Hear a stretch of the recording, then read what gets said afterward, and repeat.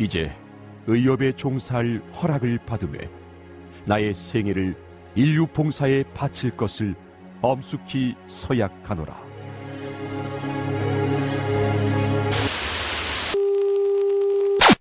히포크라테스는 없다. 히포크라테스. 차마 기사로 쓰지 못하는 보건의료 뒷얘기를 구라로 풀어보는 방송 히포크라테스 시간이 돌아왔습니다. 안녕하세요. 청년의사신문 송수연 기자입니다. 네, 안녕하세요. 오늘도 조용히 네. 네, 오늘도 저와 함께 이야기를 나누시는 분들 계시죠? 청년사신문 양광모 편집국장님. 네, 안녕하세요. 네, 경희대 박재현 교수님. 네, 안녕하십니까. 네, 간사랑 동호회 윤구현 대표님. 안녕하세요, 윤구현입니다. 네, 이렇게 함께 하셨습니다. 오늘 저희가 뭐 특별한 게스트를 한번 모셨는데 이분 소개는 조금 이따가 하고요. 먼저 지난번에 저희가 약속드린 게 있잖아요. 히포크라테스를 들으시고 리뷰를 남겨주시는 분께 가장 좋은 의견을 남겨주시면 한 분은 추첨해서 저희 히포크라테스는 모른다라는 책을 보내드리고 이게 3만 원 정도 하는 그럼요. 고가의 책입니다. 고가의 책입니다. 그래서 양 국장님이 꼭 한 명밖에 못 준다며 박재 교수님이 한 5분은 드려야 되는 거 아니냐고 얘기하셨었는데 네, 한 분과 그리고 또 그 커피 쿠폰 5명에게 쏘기로 했죠. 네. 그래서 네, 이게 구라가 아니었다라는 네. 증명을 좀 하기 위해서 일단 선정된 분이 의사깡패라는 닉네임으로 아이튠즈에 리뷰를 남겨주신 분이 선정되셨는데요. 이분 책 이미 보내드렸습니다. 조만간 받아보실 수 있을 겁니다. 네, 이분이 보시면 뭐 박재현 교수님한테 관심이 되게 많으신 분이에요. 네. 네, 외과 왜 의사, 관심이 많으세요? 외과 의사 분이시더라고요. 근데 아. 박재현 교수님이 이렇게 들어보시고 박재현 교수님이 외과 전문하셨다가 전공을 좀 트셨다는 얘기를 이제 저희 히포크라테스에서 들으시고 그러면은 그 선생님 또 틀고 싶으신 건가? 그래서 궁금해하신 건지 그건 잘 모르겠어요. 좀 많이 뭐 이렇게 전공을 바꾸게 된 뭐 계기 이런 거에 대해서 되게 궁금하다고 뭐 그렇게 얘기해 주시고 이분 또 뭐 총액 계약제나 신포괄수가제, 선택의원제 이런 거에 대해서 좀 다뤄서 좀 설명을 해달라 이런 얘기도 해주셨고 그리고 뭐 저희가 지금까지 방송하면서 건정심이라는 얘기를 되게 많이 했잖아요. 이게 뭐냐 도대체 이렇게 물어보시는데 생각해보니까 건정심 말은 되게 많이 했는데 우리가 한 번도 설명을 안 해드렸어요. 네. 네, 보건복지부 산하에 있는 그 정책심의기구인데 그 의사단체 의사들 공급자 단체라고 그러죠. 네, 소비자. 네, 대표. 다 들어가서 합의해서 결정하는 그 기구인데 그거에 대한 설명은 빼뜨리고 그냥 건정심 했다는. 네. 의사 선생님이 건정심을 모르시는. 아니 모를 수 있어요. 이게 충분히. 줄임말로 쓰고 네 정책적인 부분이다 보니까. 전체 풀어서 오히려 의과대학에서 그런 거는 안 가르쳐줘요. 아 그렇군요. 사회복 작가는 아마 가르쳐 줄 거든요. 중요한 거라서. 좋은 소식은 이제 아이튠즈 리뷰 올려주신 분들 중에 이제 별을 5개씩 주시는 분들이 꽤 많이 늘어났다. 저희가 알바를 좀 풀었습니다. 알바는 풀려면 좀 확실하게 풀어야 되는데. 그러니까 동원할 수 있는 사람들이 많지 않다 보니까 네. 조금 더 저희가 팍팍팍 선물을 좀 쏘면서. 네, 일단 그리고 아까 책 드린 분은 말씀드렸고 커피 쿠폰 보내드린다고 했잖아요. 그 분들도 제가 말씀드리게 5분인데 그 무료 혈액투석병원 얘기했던 방송을 듣고 의견을 남겨주신 MEDIC98님. 네, 그리고 성범죄 처벌 관련법에 대해서 의견 주신 근육관으로 복무 중이시래요. 이분은 어린 의사님, 닉네임이 어린 의사님이신데 이분과 또 의료 전달체계 관련 내용을 듣고 그때 한참 우리 뭐 애프터 서비스 해드립니다라고 잠깐 했었는데 그때 A4 한 장 넘게 의견을 주셨던 분 있으시잖아요. 어주나님. 네, 그분과 또 방송 초반에 진행이 매끄럽지 않다 진행자가 이렇게 좀 여전히 질타해 매끄럽지 주셨던 않아요. 네. 네, 이분께 네, SHAWNSHIN 네, 닉네임 이렇게 쓰시는 분 이분들께 드리고요. 이게 지금까지 4분은 아이튠즈에 댓글 남겨주신 분들이고 저희 홈페이지에 들어와서 댓글을 직접 남겨주신 분들도 꽤 됐는데요. 그중에 박근태님을 저희가 커피 쿠폰 보내드리겠습니다. 이분은 부부 간호사시래요. 두 분 다 간호사의 직종에 듣고 있는데 아침에 이렇게 다운받아서 들으면 참 좋다고 자주 업데이트 해달라고 하셨는데 저희가 게으른 관계로다가 앞으로는 그 리뷰를 가급적이면 아이튠즈로 좀 통일을 했으면 하는 바람이 있습니다. 근데 아이튠즈에 올리는 분들은 아이폰이어야지만 되잖아요. 아이디로 들어가야 돼서 그게 한계가 있더라고요. 있어서요. 네, 그래서 청년사 사이트에 올려주셔도 저희가 네, 댓글 남겨주셔도 됩니다. 뭐 갤럭시나 뭐 이런 거 그렇죠. 하시는 분들, 폰이 다르신 네, 분들. 아이폰 아니신 분들도 그 당첨된 들으시면 분들은 되니까요. 어떻게 그러면 수령을 네, 하나요? 그 아까 말씀하셨던 히포크라테스는 모른다 책은 저희가 이미 발송해드렸고요. 그 전화번호와 주소를 직접 받아서 발송해드렸고 커피 쿠폰은 지금 이분들은 저희가 이메일 주소도 모르고 아이디랑 그거밖에 모르거든요. 지금 방송을 들으시면 저에게 성기자 이메일로 이메일로? 네, 이메일로 전화번호를 남겨주시면요. 성함과 전화번호 남겨주시면 닉네임도 저희가 남겨주시죠. 네, 그렇겠죠. 커피 쿠폰 바로 보내드리겠습니다. 제 이메일 주소는요. SOO 숫자 331 docdoc.co.kr입니다. 네, 이쪽으로 닉네임이 어느 분이신지 밝혀주시고요. 핸드폰 번호 남겨주시면 바로 커피 쿠폰 쏘겠습니다. 커피 쿠폰? 커피 쿠폰. 오늘 자꾸 꼬이네요. 리뷰 남겨주시면 책과 커피 쏜다는 거 구라 아닙니다. 네. 네, 방송 들으시고 리뷰 남겨주시면 또 망창 선물 쏘겠습니다. 불편한 진실에 오신 것을 환영합니다. 의사 여러분들, 좋은 의사, 바람직한 의사, 그런 건 누가 어떻게 정하는 걸까요? 혹시 히포크라테스 선서에 그 답이 있다고 생각하시는 분들 계십니까? 차마 말로 까놓고 표현하기엔 주저되는 수많은 요인들이 히포크라테스 선서를 지키지 못하도록 의사인 여러분들을 부추기고 있지는 않나요? 여기 히포크라테스 선서가 오히려 히포크라테스 정신의 실현을 가로막는 장애물이라고 주장하는 책이 있습니다. 맥스웰 그렉 블록 지음 히포크라테스는 모른다입니다. 주제와 게스트. 네, 아까 저희가 리뷰 소개하기 전에 하셔야죠. 네, 잠깐 말씀드렸는데 오늘 특별한 분 또 한 분 모시고 얘기를 나눠보려고 하는데요. 오늘 주제와 관련된 분입니다. 네, 서울의대, 그러니까 서울대병원 응급의학과 네, 신상도 교수님 자리 함께하셨습니다. 네, 안녕하세요. 서울대병원 응급학과에 일하고 있는 신상도라고 합니다. 반갑습니다. 네, 반갑습니다. 제가 이거 녹음하기 전에 조금 일찍 오셔가지고 얘기를 좀 나눴는데 오늘 좀 신상도 교수님 말씀하시는 그 내용이 참 재밌을 것 같아요. 평소에 저희가 듣지 제가 못하는 신 교수님은 나이사에서 먼저 좀 나오셨어요. 제가 아주 깜짝 놀랐습니다. 그 우리 독재자 명박이 쩔쩔맸죠. 네, 쩔쩔매는 거예요. 아니 내가 보면서 너무 속이 시원해가지고 네. 나는 말을 한마디도 안 하는데 제가 이 PD면서도 방송에 끌려다녔거든요. 완전히 그냥 와가지고 말 딱 자르시고 원하시는 말씀만 하는데 그 걸쭉한 입장 오늘도 좀 기대해 보겠습니다. 저는 좀 걱정. 나는 의사다 이제 고정 멤버가 되시는 거 아니에요? 제가 봤을 때 저희 이제 히포크라테스에 어떻게 좀 계속 좀 모셔볼까.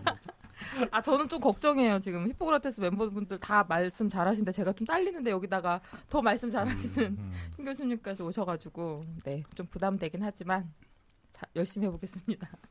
네, 오늘 아까 잠깐 말씀드렸는데 뭐 신 교수님 소감이라고 되나요? 좀 분위기 좀 어때? 많이 다르죠, 나의사랑. 예, 일단 제가 존경하는 우리 박지은 교수님 옆에 있으니까 분위기 좋아요. 분위기가 좀 차분해지고요. 평소에 제가 우리 후배 교수님이 여러 가지 말씀을 많이 해주셔서 네. 뵈려고 그랬는데 이렇게 뵙고 보니까 제가 생각했던 분위기는 아니시. 생각했던 예, 분위기신데요. 그냥 좀 나이도 굉장히 많으시고 좀 그런 분위기시죠. 젊으시네요. 물론 머리는 좀 하얘신데. 우리 그 간사랑 대표님, 저 사실 시민단체 한두 군데 이렇게 뭐 알긴 하는데 직접 환자 단체 모임 이끌으시면서 이런 좋은 프로그램에 같이 하게 돼서 개인적으로 영광입니다. 지난번에 좀 아니지 않나? 몇 번 제가 아닌 걸 반대 의견 좀 냈죠 요즘. 청년의사에서 이런 프로가 있는 줄 개인적으로 솔직히는 잘 몰랐고요. 네. 평소에 청년의사 신문 잘 봅니다. 저희 화장실에 항상 교수연구실 화장실에 우리 의국에서 갖다 비치를 해놓는데. 감사합니다. 정독할 수 있는 곳이네요. 예, 이제 내용 이렇게 보다 보면 너무 의료계 중심의 입장에 선다는 측면도 개인적으로 좀 느끼고요. 네. 환자 입장에서 좀 더 이야기를 해야 되는데 이제 또 현장에서 어렵게 일하는 의사들 또 의료인들 간호사 이런 사람들 입장이 충분히 또 반영되지 못하다 보니까 그런 부분들의 의견을 싣고 있지 않는가 이렇게 평소에 생각을 했습니다. 오늘 좋은 자리에 나온 거를 기쁘게 생각합니다. 그럼 본격적인 얘기를 나눠보도록 하겠습니다. 오늘 히포크라테스에서 다룰 주제는 응급의료 체계인데요. 응급의료 체계, 부실하다는 지적 끊임없이 받아왔는데 정부도 이런 부실한 응급의료 체계를 개선하기 위해서 법 개정은 물론 다양한 정책들을 추진하고 있는데요. 이 같은 일들이 제대로 진행되지 않고 있다 이런 비판도 끊임없이 받고 있습니다. 우선 최근 18대 국회를 통과할 수 있는 마지막 기회라고 했던 4월 24일 본회의에서 처리되지 못한 응급의료법 개정안에 대한 얘기부터 해볼까 하는데요. 통과가 지금 안 되고 있는 응급의료에 관한 법률의 핵심적인 내용은 두 가지인데요. 하나는 기존에 지난 3년 동안 교통 관련한 범칙금을 20%를 과태료는 이전부터 응급의료 기금에 포함이 됐었고요. 네. 범칙금 부분이 최근에 더 많아지고 있는데 이 부분을 응급의료 기금으로 활용해서 취약한 인프라를 개선하자. 그 취약한 부분은 이제 세 가지인데 하나는 중증 외상 환자가 연 19만 명 정도 발생을 하고요. 그 다음에 3만 명 정도가 1년에 사망을 합니다. 그런데 이런 사망 구조가 다른 나라와 비교했을 때, 특히 선진국 시스템에 비교했을 때 환자의 눈, 또 국민의 눈에서 보면 턱없이 많고 이걸 적절히 치료했더라면 3만 명 중에 죽지 않을 환자가 대략 한 30% 내일은 될 것이다라고 하니까 정부나 또 사회 입장에서도 어떤 세이브할 수 있는 영역의 큰 보건 분야입니다. 그래서 이제 외상 체계를 제대로 만든다면 사회적으로 큰 변화가 있겠다. 또 보건 분야의 발전이 있겠다는 게 첫 번째고, 두 번째는 잘 알다시피 우리 국가 전체적으로 굉장히 작은 나라인데 취약 지역이 굉장히 많습니다. 그러니까 구급차가 없거나 있다 하더라도 구급대원님 한 명밖에 없는 나홀로 구급차. 그리고 의료기관을 설립을 해도 의사가 없어요. 그러니까 의료기관을 지어준다고 해도 운영이 안 되니까 그런 지역들이 계속 늘고 있는데, 이런 지역 전국 시군구 중에 약 50개 정도의 시군구, 253개 시군구 중에 50개 정도가 변변한 의료기관이 없는 지역입니다. 그러니까 그런 취약 지역에 대한 응급의료 인프라를 확대하자. 그래서 세 번째는 최근에 이제 도호쿠 지역, 일본 동북 지역 재난에서 봤듯이 점증하는 재난 위험이 기상 변화나 이런 것 때문에 예측 불가능성이 굉장히 높아지고 있는데, 여기에 대해서 이제 초기 대응 능력이 현재 굉장히 취약합니다. 그래서 재난 응급의료 체계를 좀 기반을 만들자. 이 세 가지 취지를 가지고 응급의료 기금을 이제 3년간 한시적으로 일단 확대를 했었습니다. 2008년도에. 그래서 2010년부터 이제 사용이 돼서 10년, 11년, 12년, 올해까지 3년을 사용하고 나면 다시 이제 내년도에 이걸 계속 할 건지 말 건지 결정을 해야 되는데, 요게 지금 통과가 안 되고 있는 거고요. 또 하나는 이 중에 중요한 부분이 그 외상 진료 체계를 법적 근거가 있어야만 우리가 정부가 예산을 또 쓰기 때문에 응급의료에 관한 법률에 한 조를 넣어서 외상진료 체계의 기본 규격, 틀, 또 정부의 어떤 미션이라든지 또 지역적인 분포 이런 것들에 대해서 대략적인 규정과 정의를 내렸는데, 그 외상 체계에 대한 법적 근거의 마련, 그다음에 응급의료 기금의 유지, 이 두 가지가 이번 법의 핵심인데 이게 지금 중단될 위기에 처해 있는 거죠. 네, 저 시작부터 굉장히 어려워지는 것 같아서 너무 어려워졌네요. 죄송합니다.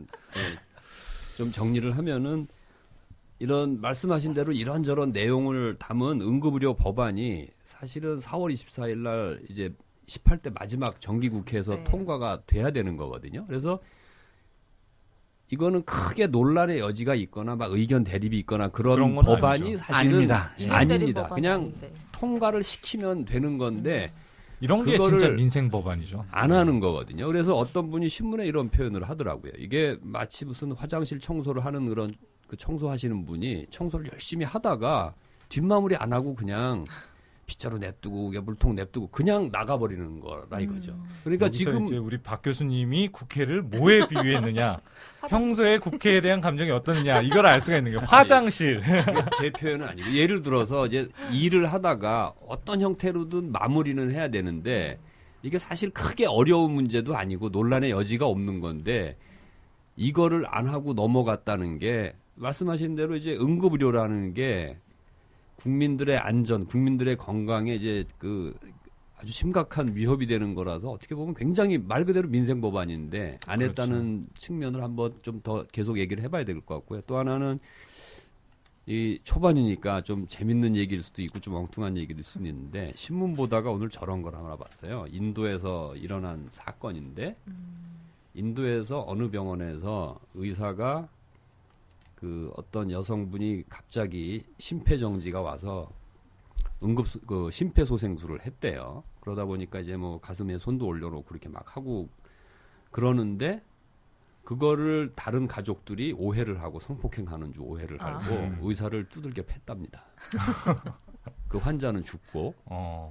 인도에서요? 예. 그러면서 마지막 기사가 응급의료 뭐 또 심폐소생술에 대해서 인식을 하고 있는 사람들이 인도 국민의 1%도 안 된다. 그래서 제가 드리고 싶은 말씀은 우리나라 사람들이 응급의료에 대해서 뭐 많이 알 것 같아도 사실은 우리도 굉장히 모르는 부분이 많다는 거를 일단은 좀 인정을 해야 될 것 같아요. 그래서 신 교수님 같은 전문가가 이제 얘기를 하고 그러면은 그런 방향으로 가야 된다. 그런 거를 좀 동의하고 따라와 줘야 되는데 그쵸? 이런 정도는 아니지만 근데 우리도 정말 인식의 문제가 있는 게, 뭐, 사이렌 켜고 구급차 지나갈 때 우리나라 운전자 중에서 정말 적극적으로 막 비켜주는 사람들이 많지 않다라는 거. 그리고 그 차 중에 정말 환자가 있겠어? 라는 생각을 심지어는 저도 가끔 할 때가 있다라는 거. 이거 굉장히 심각한 문제인데, 제가 얼마 전에 미국에 출장을 갔다 왔는데, 거기에 계신 우리 박주관님.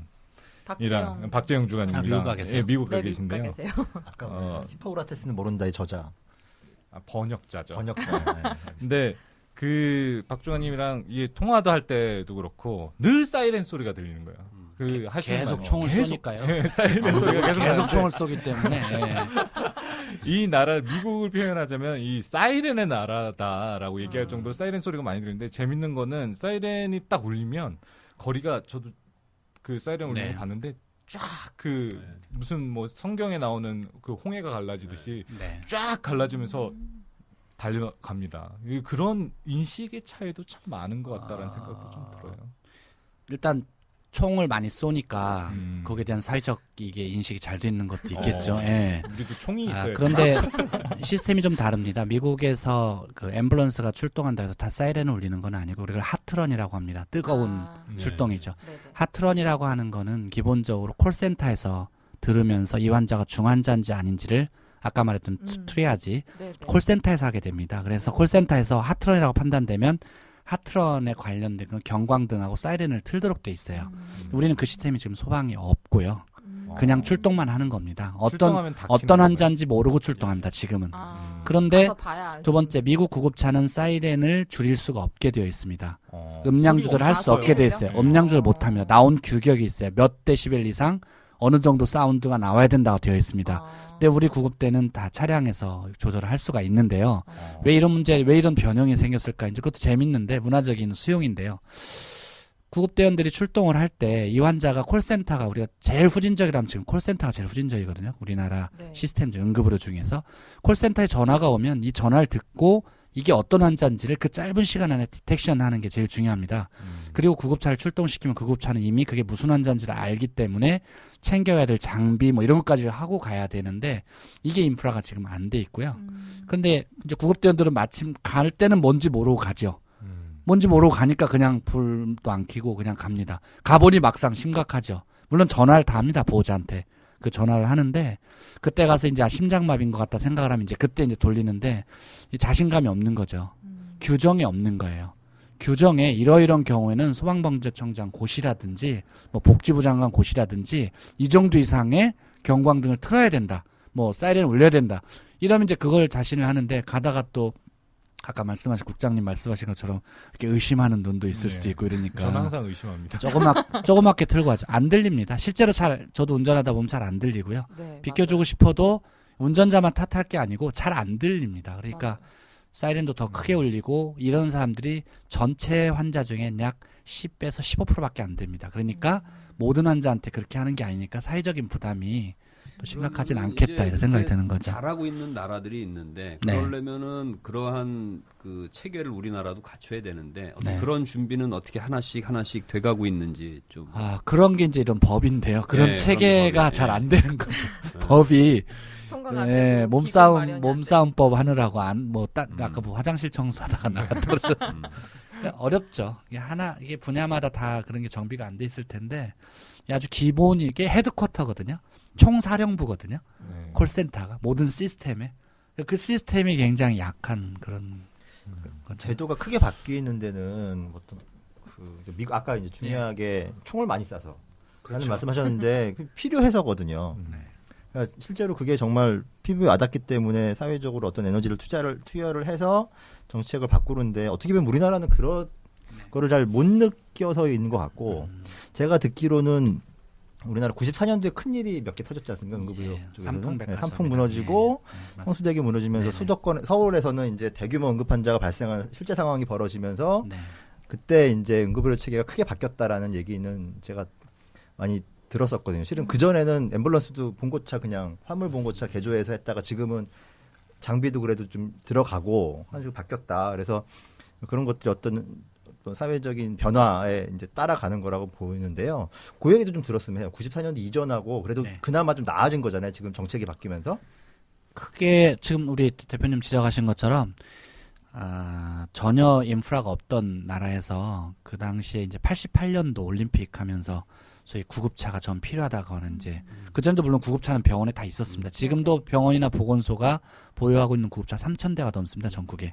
근데 이제 공공의료 서비스죠. 이 구급 서비스가 이런 프로그램이 이제 고민된 건 88 올림픽 때고 말씀하신 데처럼 이런 큰 재난이나 뭐 응급 상황에 대처 능력이 없다는 게 사회적으로 인식이 되면서 1995년도부터 이제 응급의료에 관한 법률이 처음 만들어집니다. 우리가 EMS에 관한 법률이 응급의료 체계에 관한 법률이라고 하는데 이게 정확히 미국하고 비교하면 약 20년 정도 저희가 뒤집니다. 73년도에 만들어지고요. 우리나라는 93년도에 법안이 만들어지고 95년도에 이제 실행이 됩니다. 94년도 말에.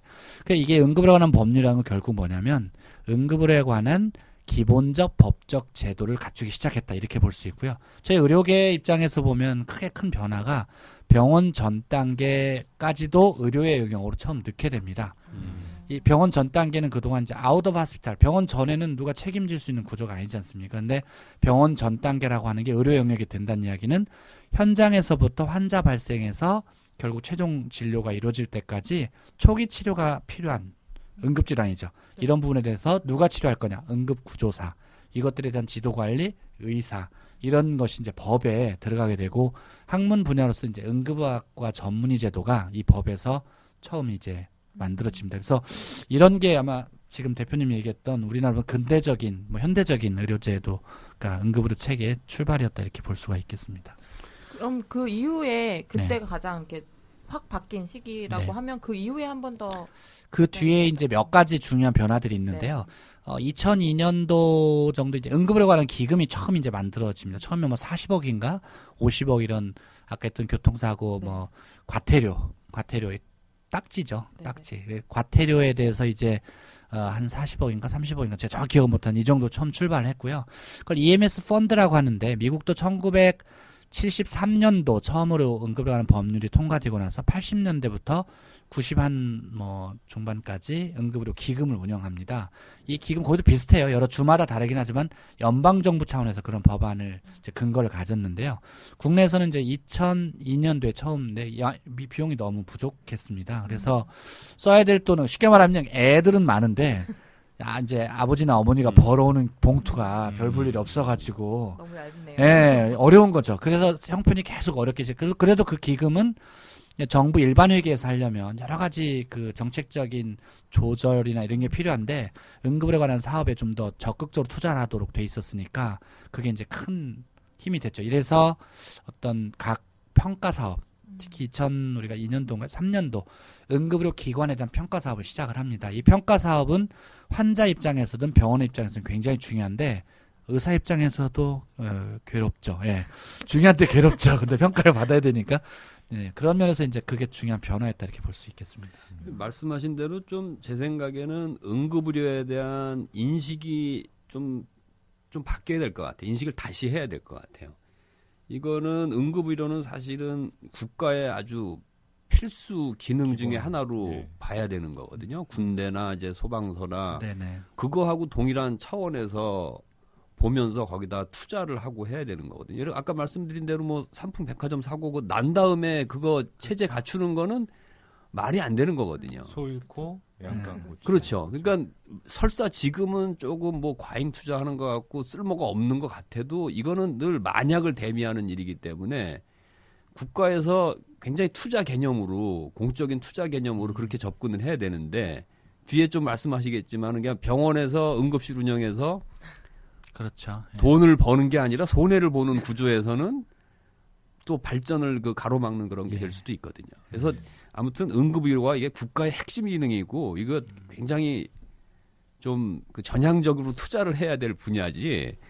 네. 그러니까요. 이게 정치인들이 이게 국민들이 정말 중요하다고 생각하면 자신들의 표를 생각해서라도 민감하게 움직일 것만 같은데 아덴만의 영웅 우리 그 석선장님 사건이 있을 때만 해도 정치인들이 이거 굉장히 중요한 문제다라고 나서면서 뭔가 굉장한 일들을 할 것처럼 보였단 말이죠. 근데 불과 법도 만들고 얼마 지나지 않아서 이렇게 내팽개치는 이유가 무엇일까? 아니, 소를 잃고 외양간을 고치면 다행이니까. 네. 그러니까 그게 아니, 근데 그 어떤 정책이 크게 바뀌는 데 있어서 선제적으로 가는 경우가 실은 많지는 않거든요. 어떤 큰 이제 아픔을 겪고 뭐 제가 옛날에 책을 읽었던 거는 그 뭐 파리의 하수가 잘 된 이유는 오수 때문에 사람이 많이 죽어서 어쩔 수 없이 바꿔서 너무 이게 굉장히 잘 바꿔놓은 거다. 그래서 이제 우리나라 하수가 안 좋은 거는 최소한 우리나라는 그런 경우는 안 겪었기 때문에 이제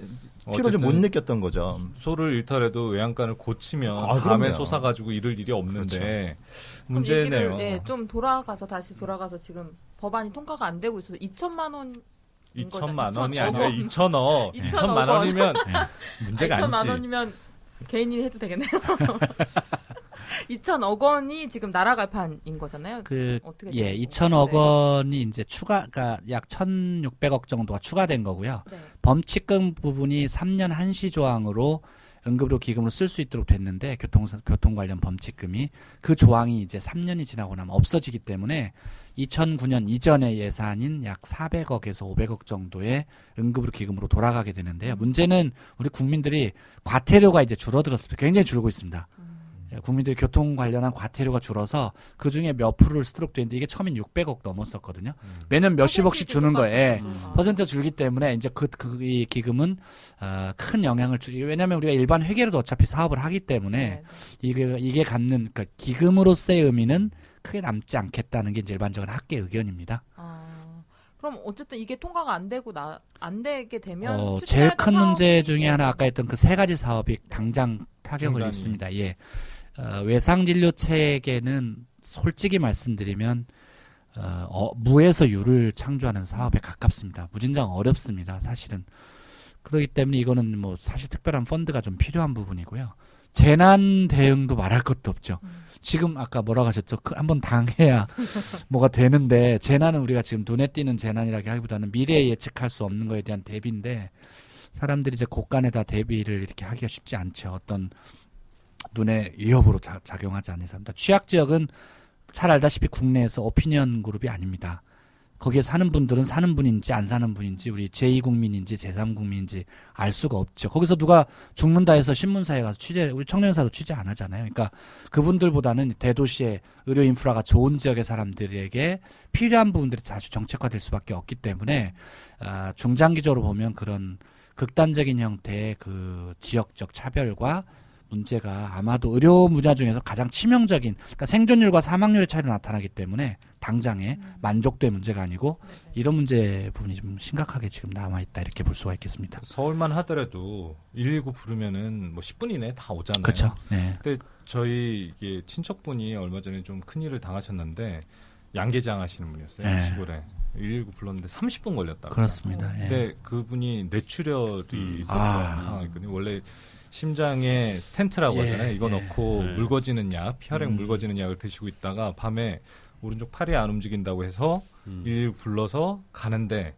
가면서 119 대원 또 한 명이었던 걸로 알고 네. 있었고 그분이 가장 가까운 응급실에 내려줬는데 그 응급실에서는 이제 CT 장비는 있지만 사실상 실제적인 치료는 그렇죠. 못하는 병원에다가 내려준 거예요. 이게 뭐 아마 저는 심정적으로 이해는 갑니다. 이게 환자 상태가 안 좋아지니까 일단 의사가 있는 곳에 내려줬지만 거기서 다시 1시간 걸려서 다시 또 구급차를 타가지고 처치가 가능한 병원으로 가고 있는데 이게 바로 말씀하신 지역적인 인프라의 차이가 난다라는 게 이런 거거든요. 이런 것들에 대해서 이제 투자가 필요하다는 것들을 국민들이 체감하고 이게 요구를 해야 되지 않을까라는 의료계도 이 부분에 대해서 우리 특히 의사들, 저도 이제 의학을 전공했지만 국민이나 환자 입장에서는 당연합니다. 이거는 뭐 기본권에 해당되고요.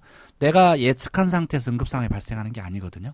그런데 내가 지금 예를 들면 강원도에서 헬기를 이전에 소방 헬기 보면 가장 많이 유치를 하는데 그러니까 요청을 하는데 그 환자들의 반 이상이 서울 사람이에요.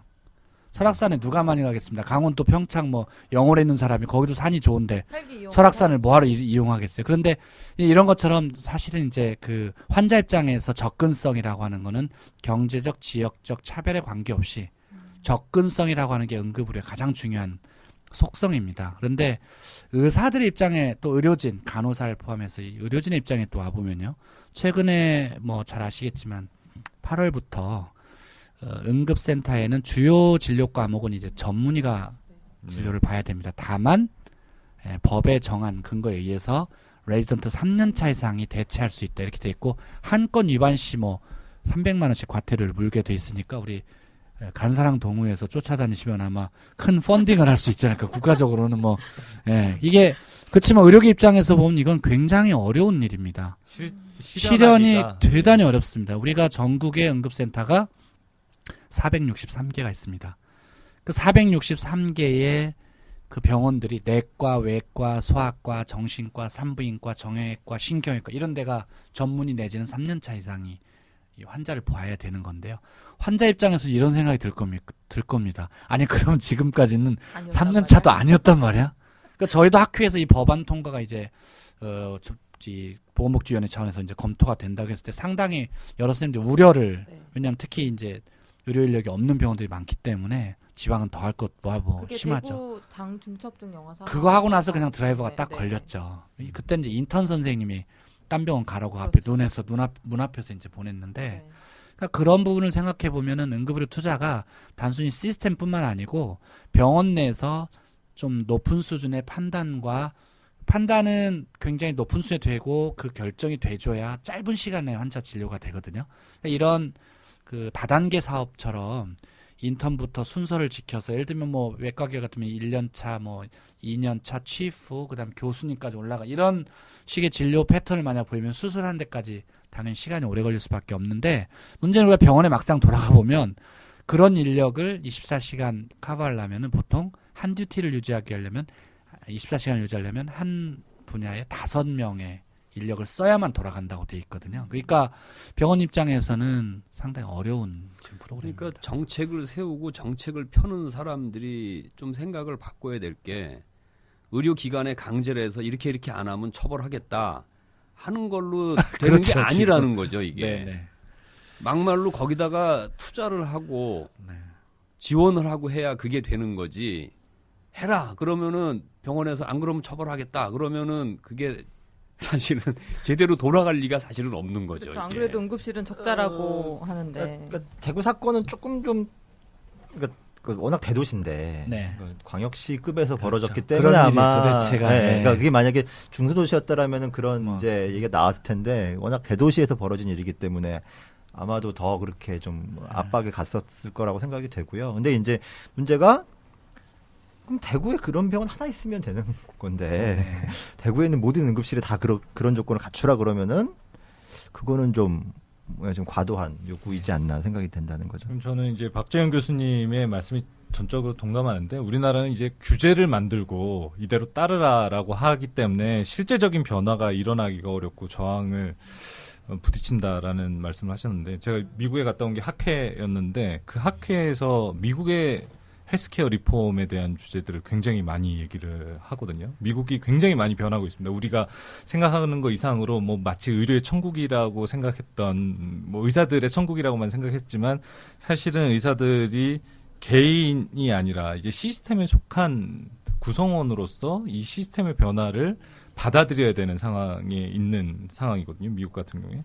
근데 이 리폼을 하는 데 있어서 가장 중요하게 생각했던 것이 뭐 이게 잘 될지 안 될지는 모르지만 그 민주당 정권에서 오바마가 굉장히 진보적인 사람이라고 하지만 강제하는 게 아니라 이 개인들이 따라올 수 있게끔 하려면 이들의 이득과 국가의 이득을 일단은 정렬시키는 것이 먼저겠다. 그리고 정렬을 시켜놓고 이 사람들이 따라오는 것이 개인의 이득이 될 수 있고 사회의 이득이 될 수 있는 방향으로 정책을 만든 거예요. 그러니까 진짜 드라이브가 걸리는 거죠. 그게 이제 일부는 인센티브 형식이 될 수도 있고 뭐 미국 같은 경우 워낙 산재되어 있는 파편화되어 있는 의료를 통일시킨다고 일단은 뭐 하이테크 법안이라고 해가지고 IT 쪽에 투자를 했던 것도 있지만 그 외에도 ACO라고 해서 요즘에는 인두제처럼 환자들을 가입되어 있는 환자들을 의사들이 자기가 가입된 환자들을 책임지고 진료보고 그 어떻게 보면 파퓰레이션 헬스죠. 그 인구에 대한 결과에 대해서 의사에 대해서 인센티브를 주는 제도로 가고 있다는 거죠. 근데 우리나라 같은 경우에는 뭐가 이렇게 좋다, 이렇게 가야 되겠다 그러면 그거를 강제할 수 있는 행동에 대해서 규제를 잡는 것이 미시적인 규제가 먼저 가다 보니까 이게 마찰이 생기는 게 아닌가. 이게 정책이라는 게 큰 줄기를 이해를 딱 일단 정렬을 시켜놓고 밑으로 내려가가지고 좀 조절을 해야 되는데 너무 미세한 부분서부터 조절하기 때문에 마찰을 빚을 수밖에 없지 않나라는 생각이 얼핏 듭니다. 이게 지금 권역 응급 의료 기관 중에 인센티브가 들어가는 거는 그 권역 뭐 지역 이거에 따라서 규모에 따라서 조금 더 네. 수가 달라지는 것밖에 없는 거죠. 지금 현재 우리 응급의료 체계는 크게 이제 행정관리 체계를 담당하는 중앙응급의료센터가 있고요. 그 복지부에 이제 산하기관 역할을 하고 있고, 그래서 이제 응급의료관 평가라든지 이런 부분 하고요. 나머지는 16개 시도에 올해 들어 총 20개 정도의 권역응급의료센터가 지정이 되어 있습니다. 권역응급센터는 두 가지 기능을 같이 하는데 그 해당 지역의 최종진료 레퍼럴 센터 역할을 받고요. 그다음 두 번째는 공공 역할을 좀 더 하도록 되어 있습니다. 저 응급의료 정보센터 운영이라든지 재난 대응 시 우선 참여하는 이렇게 돼 있는데 그거에 대한 이제 지원이라고 하면은 그 네임 뭐 그 지역 권역 내 좋은 병원으로서 이제 갖는 권한의 측면이 있을 거 무형의 이게 있고 두 번째는 이제 응급의료관 평가를 통해서 전체 16개, 작년까지 16개인데 16개 기관 중에 한 반 정도에 대해서 응급의료 기금으로 지원금을 지원하는데 대략 한 3억 정도 지원합니다. 권역? 예, 권역. 지역응급센터는 130개 정도 되나요? 110개에서 115개 정도 됩니다. 그런데 지역응급센터는 대략 뭐 이제 조금씩 편차는 있지만 예전에 한 5천에서 한 1억 5천 정도씩 지원금을 이렇게 받았던 그런 정도가, 그러니까 인센티브라고 보다는 이제 이런 게 있고요. 크게 이제 수가 차원에서 차이가 조금 있어요. 모든 수가는 똑같은데, 네. 병원 종별에 따라서 그대로 똑같은데, 권역응급의료센터 같은 경우는 우리가 환자를 일단 등록하면 응급의료 관리료라고 하는 비용을 냅니다. 이건 처치를 뭘 하냐 관계없이 한 사람당 비용을 내게 되는데, 이 응급의료 관리료가 권역센터와 지역, 또 응급의료 기관 등 등급에 따라서 조금씩 차이가 있습니다. 돈 10,000원 정도씩 차이가 납니다. 그 정도가 다 있는 거죠? 그렇습니다. 예. 실제로 아까 말씀하셨던 규제를 중심으로 문제를 풀었다라고 하는 부분에서 저는 한편 공감하지만 저희가 조금 다른 시각에 볼 것도 있다. 왜냐하면은 환자 입장에서 생각을 해보면 이 정부가 막대한 양의 예산을 쓰고 응급으로 지원을 하겠다고 해왔는데 결국 오픈하고 있는 응급센터들 제 기능을 하고 있지 않다라고 국민들 입장에서는 시각을 볼 수 있는 거고요. 6살짜리 어린아이가 대구를 떠돌다가 네. 어디 근처 작은 도시에 그건 가서 문제죠. 수술받다 예. 죽었다. 이거는 어떤 경우도 용납이 안 되는 거죠. 그러면 이제 다시 우리한테 돌아와서 그렇지. 실제로 그동안 응급의료 기금을 가지고 제대로 잘 썼는가, 예. 또 그걸 받은 병원들은 응급의료에 제대로 투자를 했는가에 대해서는 우리 병원이나 의료계가 속 시원하게 대답을 지금 못 내놓고 있습니다. 100% 공감합니다. 왜냐하면은 당직을 서고 있는 우리 당직 선생님들이 제대로 거기에 그걸 우리가 당직을 서는 거 다 평가에 들어가 있거든요. 네. 그리고 빠른 시간 안에 수술하고 빠른 시간 입원식이 다 들어가 있지만 병원이나 이제 우리 이런 기금을 사용하는 정부가 그런 부분에서 충분하게 배려를 했는가도 필요하고요. 이런 부분이 이제 안 돼 있다 보니까 사실은 일종의 회초리라고 그럴까요?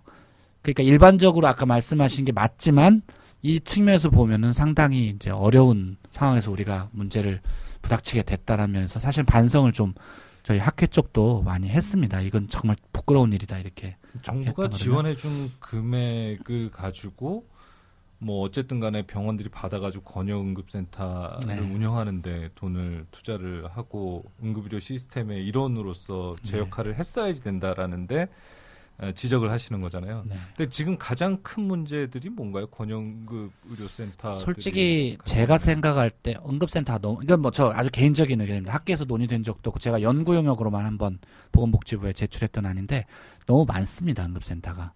이게 463개인데요. 저희가 전문의 응급학 전문의 800명입니다. 그러니까 산술적으로 1.7명만 근무할 수밖에 없는 구조예요. 더 문제는 뭐냐면 이게 95년도 응급의료 체계 처음 시스템을 만들 때 일반 우리 일렉티브 환자들이 전달하는 의료 전달 체계 개념을 그대로 가져왔는데요. 외국에는 어디에도 없는 개념입니다. 왜냐하면 응급 환자는 어떤 정도가 될 때 응급센터를 오픈해야 되냐면 필수적인 응급의료가 기본적으로 공급될 수 있는 능력을 갖출 때 오픈해야 됩니다. 근데 우리 서울에요. 56개가 있습니다. 56개 응급실에 가서 한번 보시면 CT 찍고 큰 병원으로 중환자는 보내고 경환자는 CT 찍고 입원하지 않아도 입원을 시키게 됩니다. 아주 구조적인 문제인데요. 작은 병원들은 병상이 남기 때문에 입원을 시켜야 되는데 거기는 뭐 충분한 인프라가 없으니까 경환자를 입원을 시킬 수밖에 없는 거예요. 그러니까 불필요한 입원이 된다고 제가 굳이 말하지 않아도 그래서 병실을 그냥 돌려야 되는 거죠. 그러니까 경환자들은 이렇게 입원하고 중환자는 거기를 한 타임 건너서 옵니다. 그러니까 사람들이 오픈이 안 돼 있으면 처음부터 일정 수준의 미니멈 리ኳ이먼트를 제공할 수 있는 대로 처음에 갈 수 있어야 되는데 그런 병원이라고 하면 서울에 글쎄 한 20개에서 30개 이 정도는 기본적으로 24시간 수술이 되고 뭐 특정한 소위 말하는 시간을 다투는 골든 아워 내에 어떤 처치가 돼야 되는 서비스가 되는 병원들인데 56개를 오픈했거든요. 응급실하고 간판이 열리기 때문에 머리가 아프면 갈 수밖에 없죠. 가까운데. 가까운 데 놔두고 멀리까지 안 갈 거 아닙니까? 갔는데 예를 들면 뭐 SH다 뭐 꽈리가 터졌다. 그거 할 수 있는 병원이 서울에 몇 개나 있습니까? 이러니까 거기서 1시간을 뇌혈관이 찍고 터졌다. CT 찍고 이러고 나서 이제 옮기니까 그 사람은 타임을 놓치는 거죠. 그러니까 이런 문제는 예전에 그 의료 진료 체계를 1차, 2차, 3차 이 개념을 그대로 응급진료 시스템에 가져왔는데 응급진료 시스템은 거꾸로입니다. 원래 일정 수준의 퀄리티를 가진 병원에 환자가 가고 거기서 트리아지를 해서 중증 환자는 거기서 하고 경증 환자는 외래를 돌리든 뭐 지역사회에 다음 커뮤니티 병원에 다음날 팔로우를 시키든 이런 추적을 하든 이런 식이 돼야 되는데 이게 지금 첫째 문제고 이렇게 되다 보니까 전국에 463개 응급실을 전부 오픈해서 움직여야 되는 사회적 비용 반면에 응급실에 우리가 전에 우리 의료과학교실의 뭐 교수님의 연구용을 보면 6만 명 이상의 정도를 봐야 웨이팅 피하고 운영비하고 기본적인 인프라에 대한 투자를 올릴 수 있다고 합니다. 저희 서울대병원이 이제 6만 명을 넘기 시작한대요. 이제 저희는 이제 이 소위 말하는 우리가 이만큼 투자를 해서 그거에서부터 자체로 돌아갈 수 있는 정도 나오는데 우리나라 수가구조에서. 근데 지금 한 80% 90% 이상이 6만 명 미만을 보고요. 90%가 95%가 10,000명 미만이 되는 응급센터도 엄청 많습니다. 그러니까 그런 병원에서는 간호사 1명, 그다음에 전 병원을 관리하는 의사 선생님 1명인데 응급환자는 내가 받겠다고 이렇게 돼 있으니까 이건 뭐 어떻게 보면 사회적으로 정비가 돼야 되는 문제인데 심각한 문제입니다. 지금 교수님 굉장히. 말씀하신 게 이게 당연하면서도 제일 풀기 어려운 문제거든요. 보면 이제 의료 전달 체계하고 맞물려 있기도 하고 민간 주도로 무한 경쟁 체제로 돼 있는 거거든요. 그러니까 지금 말씀하신 거 쉽게 풀어서 얘기하면 아주 그냥 단순하게 얘기하면 서울에 예를 들어서 지역을 한 4군데 정도로 나눠서 강남, 강북, 강서, 강동에 응급의료 센터 있으면 일단 글로 가라. 그렇죠. 그런 다음에 그 기관에서 이제 분류를 해서 이런 경우는 일로 가고 일로 가고 그렇게 하는 게 맞는 건데 우리나라 구조에서는 그게 안 되니까 어떻게 보면 갈 데가 없는 게 아니라 갈 데가 너무 많은 건데 가보면 제대로 다 할 수가 없는 거라는 거죠. 그러니까 환자 입장에서 보면 저희가 이제 7살짜리, 4살짜리 아이를 이제 제가 기르고 있는데 네. 거의 그 응급실 이용하는 게 아이들이 밤에 열나서거든요. 네네. 네, 그러니까 그거는 응급실이라기보다는 야간 진료소 뭐 이 정도 야간 수준의 외래. 그렇죠.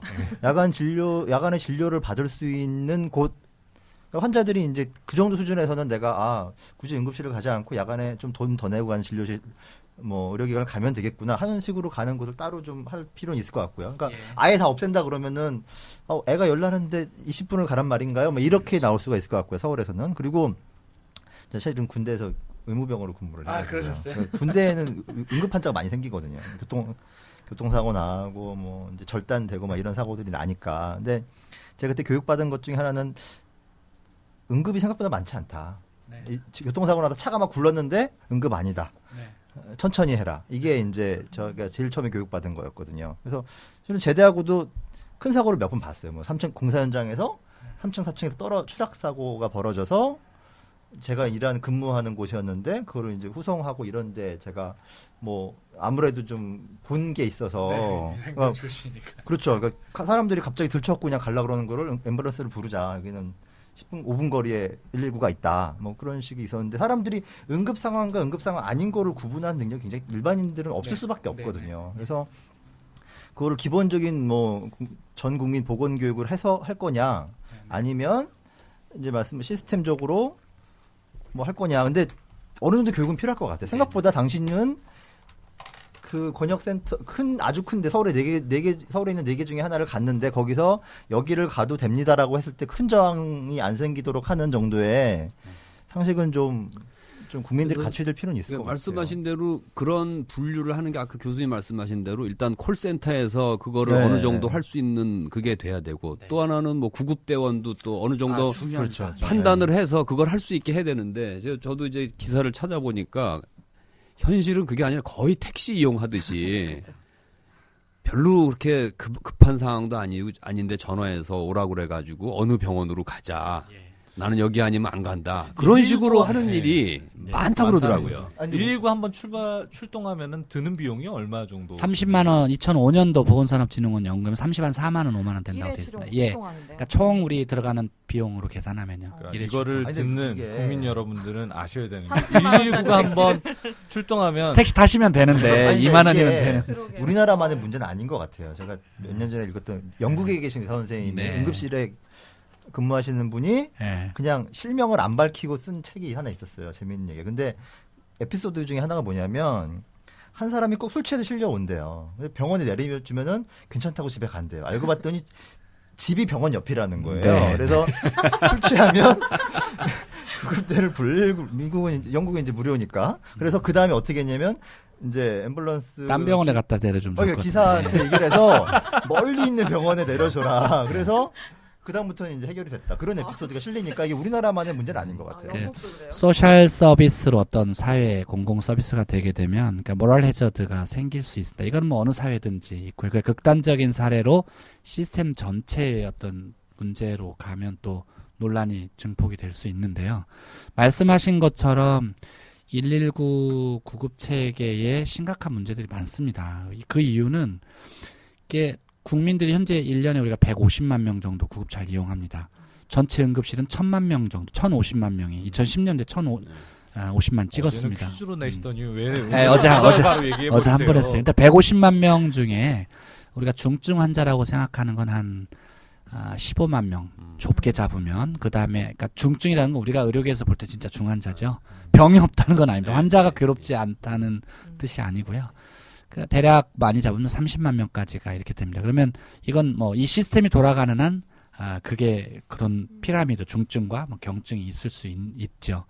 근데 문제는 이제 이런 환자들이 적정하게 분류되고 이용하는 자원을 적게 써야 되는데 예를 들면 소방방재청에서 실버 구급차라는 사업을 했었고요. 또 하나는 이제 임산부 구급차도 따로 운영을 합니다. 우리가 사회에서 요구하는 그 서비스의 종류는 우리가 아주 합리적인 것만으로 정리가 안 되는데요. 구급차는 응급 환자를 위해 써야 되고 무려 30만 원의 비용이 들고 매년 이거의 적정성을 유지하기 위해서는 굉장히 많은 교육과 훈련에 투자를 하니까 그런 환자만 타세요. 그러면 환자가 아주 명의가 돼야 본인이 판단할 겁니다. 그런 일은 있을 수가 없고요. 거꾸로 환자들은 구급차를 이용하는데 어디까지 이용하냐면 난 다리가 아파서 도대체 갈 수가 없는데 80세 할머니가 쉽게 말하면 독거노인이에요. 그럼 난 투석을 받으러 가야 되는 날 도와줄 수 있는 인프라가 없어요. 그러니까 인프라는 그러면 이 사람이 혼자 걸어서 투석을 하러 가든 여기 뭐 이상한 투석 장소도 많이 있던데 뭐 투석 무료 투석 제가 잘 몰랐던 거고. 그러니까 그런 할머니한테 제공할 수 있는 그러니까 얼터너티브한 대체적인 서비스 구조가 없으니까 이제 119로 전화를 하는 거죠. 119는 그런 전화를 받고 그 환자들 중에 행여 실제로 문제가 있는 환자가 있습니다. 그러면 나 몸이 너무 안 좋아서 아예 할머니 지난번에도 그냥 타지 않았냐. 그래서 또 안 갔다. 이거 문제가 될 수 있거든요. 바로 신문에 나죠. 그러기 때문에 이게 대안적인 게 필요한데 그 대안적인 걸 실버 구급차에서 노인들 이송하는 체계 그 다음에 이런 걸 만들었지만 그게 잘 안 됐습니다. 왜 안 되는가 생각해보면 아까 처음으로 다시 돌아가는데 헤드쿼터 시스템을 관리하고 운영하는 헤드쿼터가 콜센터입니다. 이 콜센터가 제대로 환자를 분류하는 시스템이 되는데 지금 아직 국내에 없습니다. 2008년 연구 용역을 하고 2010년에 프로토콜 정리가 됐지만 이걸 들어가는데 돈이 필요해요. 거기에 그 프로토콜이라는 건 뭐냐면 중환자는 경광등도 울리고 사이렌도 울리고 차량도 크고 탑승자도 많습니다. 경환자는 그냥 몸 좋은 운전 드라이버하고 구급대원 한 명만 가도 되는 거죠. 그분은 데려다가 뭐 경증이지만 이걸 우리가 이제 커스터마이징 하는 건데 중증도에 따른 출동 체계인데요. 이 출동 체계만 도입하는 거로도 엄청난 효과가 있게 됩니다. 문제는 뭐냐면 밤에는 응급환자 콜이 약 40%로 줄어듭니다. 낮에 피크 타임에는 뭐 150% 느는 거죠. 근데 구급차는 똑같은 숫자. 밤에도 서울에 150대가 움직이고 140대. 낮에도 140대가 움직이고 밤에는 차가 없으니까 굉장히 빠른데 낮에는 차가 많으니까 훨씬 트래픽이 걸리겠죠. 그러니까 이 부분은 시스템을 여기에 맞춰서 밤에는 구급차를 70대만 운영하고 낮에는 구급차를 200대를 운영하는 지혜가 필요하고요.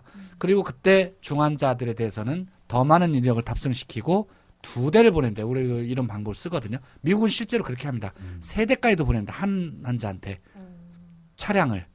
그리고 경환자한테는 아주 심플하게 합니다. 그러니까 이렇게 가면은 아까 말씀하신 그 모랄 해자들 우리 뭐라고는 하지만 사회적인 다른 대안이 없는 분들도 한편으로 수용하면서 중환자한테는 좀 더 안전하지 않겠냐 생각을 하는데 이게 다 돈이더라고요. 이게 다 돈이고 이 시스템을 만들고 거기에 막 교육하는 게 막대한 비용이 드는데 이거에 대한 책임이 누구한테 있느냐? 지자체에 있는 겁니다. 우리나라의 현재 법령상 지자체가 거기에 인력을 이게 지자체 지금 어느 지자체는 뭐 20 자립도가 뭐 20 몇 %에 무슨 공무원들 지금 있는 공무원도 월급을 못 준다고 하니까. 지자체가 네, 심각합니다 지금 이게. 보건소에서 진료보 돈으로 이런 걸 해야 되는데 진료보잖아요. 그냥 많은 사람 그냥 외래 진료 그냥 보건소에서 네네. 의원 역할을 하는 거에 돈을 쓰고. 거기서 돈을 좀 벌진 않나요 혹시? 벌어요. 실제로 벌어서 보건사업에 사용하진 않아요. 제가 잘 몰라가지고. 이게 콜센터 아까 말씀 잠깐 하셨는데 네. 들으시는 분은 1339라는 게 있지 네네. 않나라는 네네. 생각을 하실 것 같아요. 예. 네. 근데 1439랑 그 지금 119랑, 말씀하신 119 콜센터랑. 119도 네. 있고 네. 또 지금 말씀하신 그 콜센터랑은 예, 약간 조금 설명을 드려야 되겠네요. 네. 우리나라에 원래 이제 119를 기반으로 모든 응급 전화가 통합이 됐습니다. 그게 언제요? 지금은 제가 다시 기억- 통합이 됐죠. 다시 다시 그러니까 이게 하려고 2004년이 하여튼 번호들이 계속 통합되어 오는데 2004년도에 소방방재청이 출범합니다. 우리가 통합적 재난관리 체계라 해가지고요. 그 전에는 분산형 관리 체계에서 하나 있어요. 그래서 우리 서울에 있는 콜센터도 종합방재센터라고 합니다. 이게 소방 조직이 아니에요. 소방관들이 주로 근무하지만 서울시에 별도 조직이에요. 좀 민방위 체계에 같이 있는 그런 조직인데 거기가 이제 119 구급차 요청 콜을 거기서 받는 거고요. 1339는 통합이 안 된 번호입니다. 옛날엔 129라고 그랬고요. 그러니까 1339는 응급 환자에 대한 상담을 해줬습니다. 애가 열이 나는데 그냥 있어도 되나요? 가까운 뭐 의료기관이 여러 있는 데가 어딘가 이런 상담 기능을 했는데 2011년도에 이제 정부 계획에 의해서 2012년도 2월 26일 날 1339 기능 중에 상담 기능, 정부 환자에 대한 상담 기능 119로 이제 통합하게 됐죠. 그 외에 112라고 요즘 뭐죠? 그 경찰들 문제 많은데 외국은 이제 112도 통합된 나라가 많죠. 근데 우리는 또 경찰이 세잖아요. 그래서 그때 통합이 안 된 겁니다.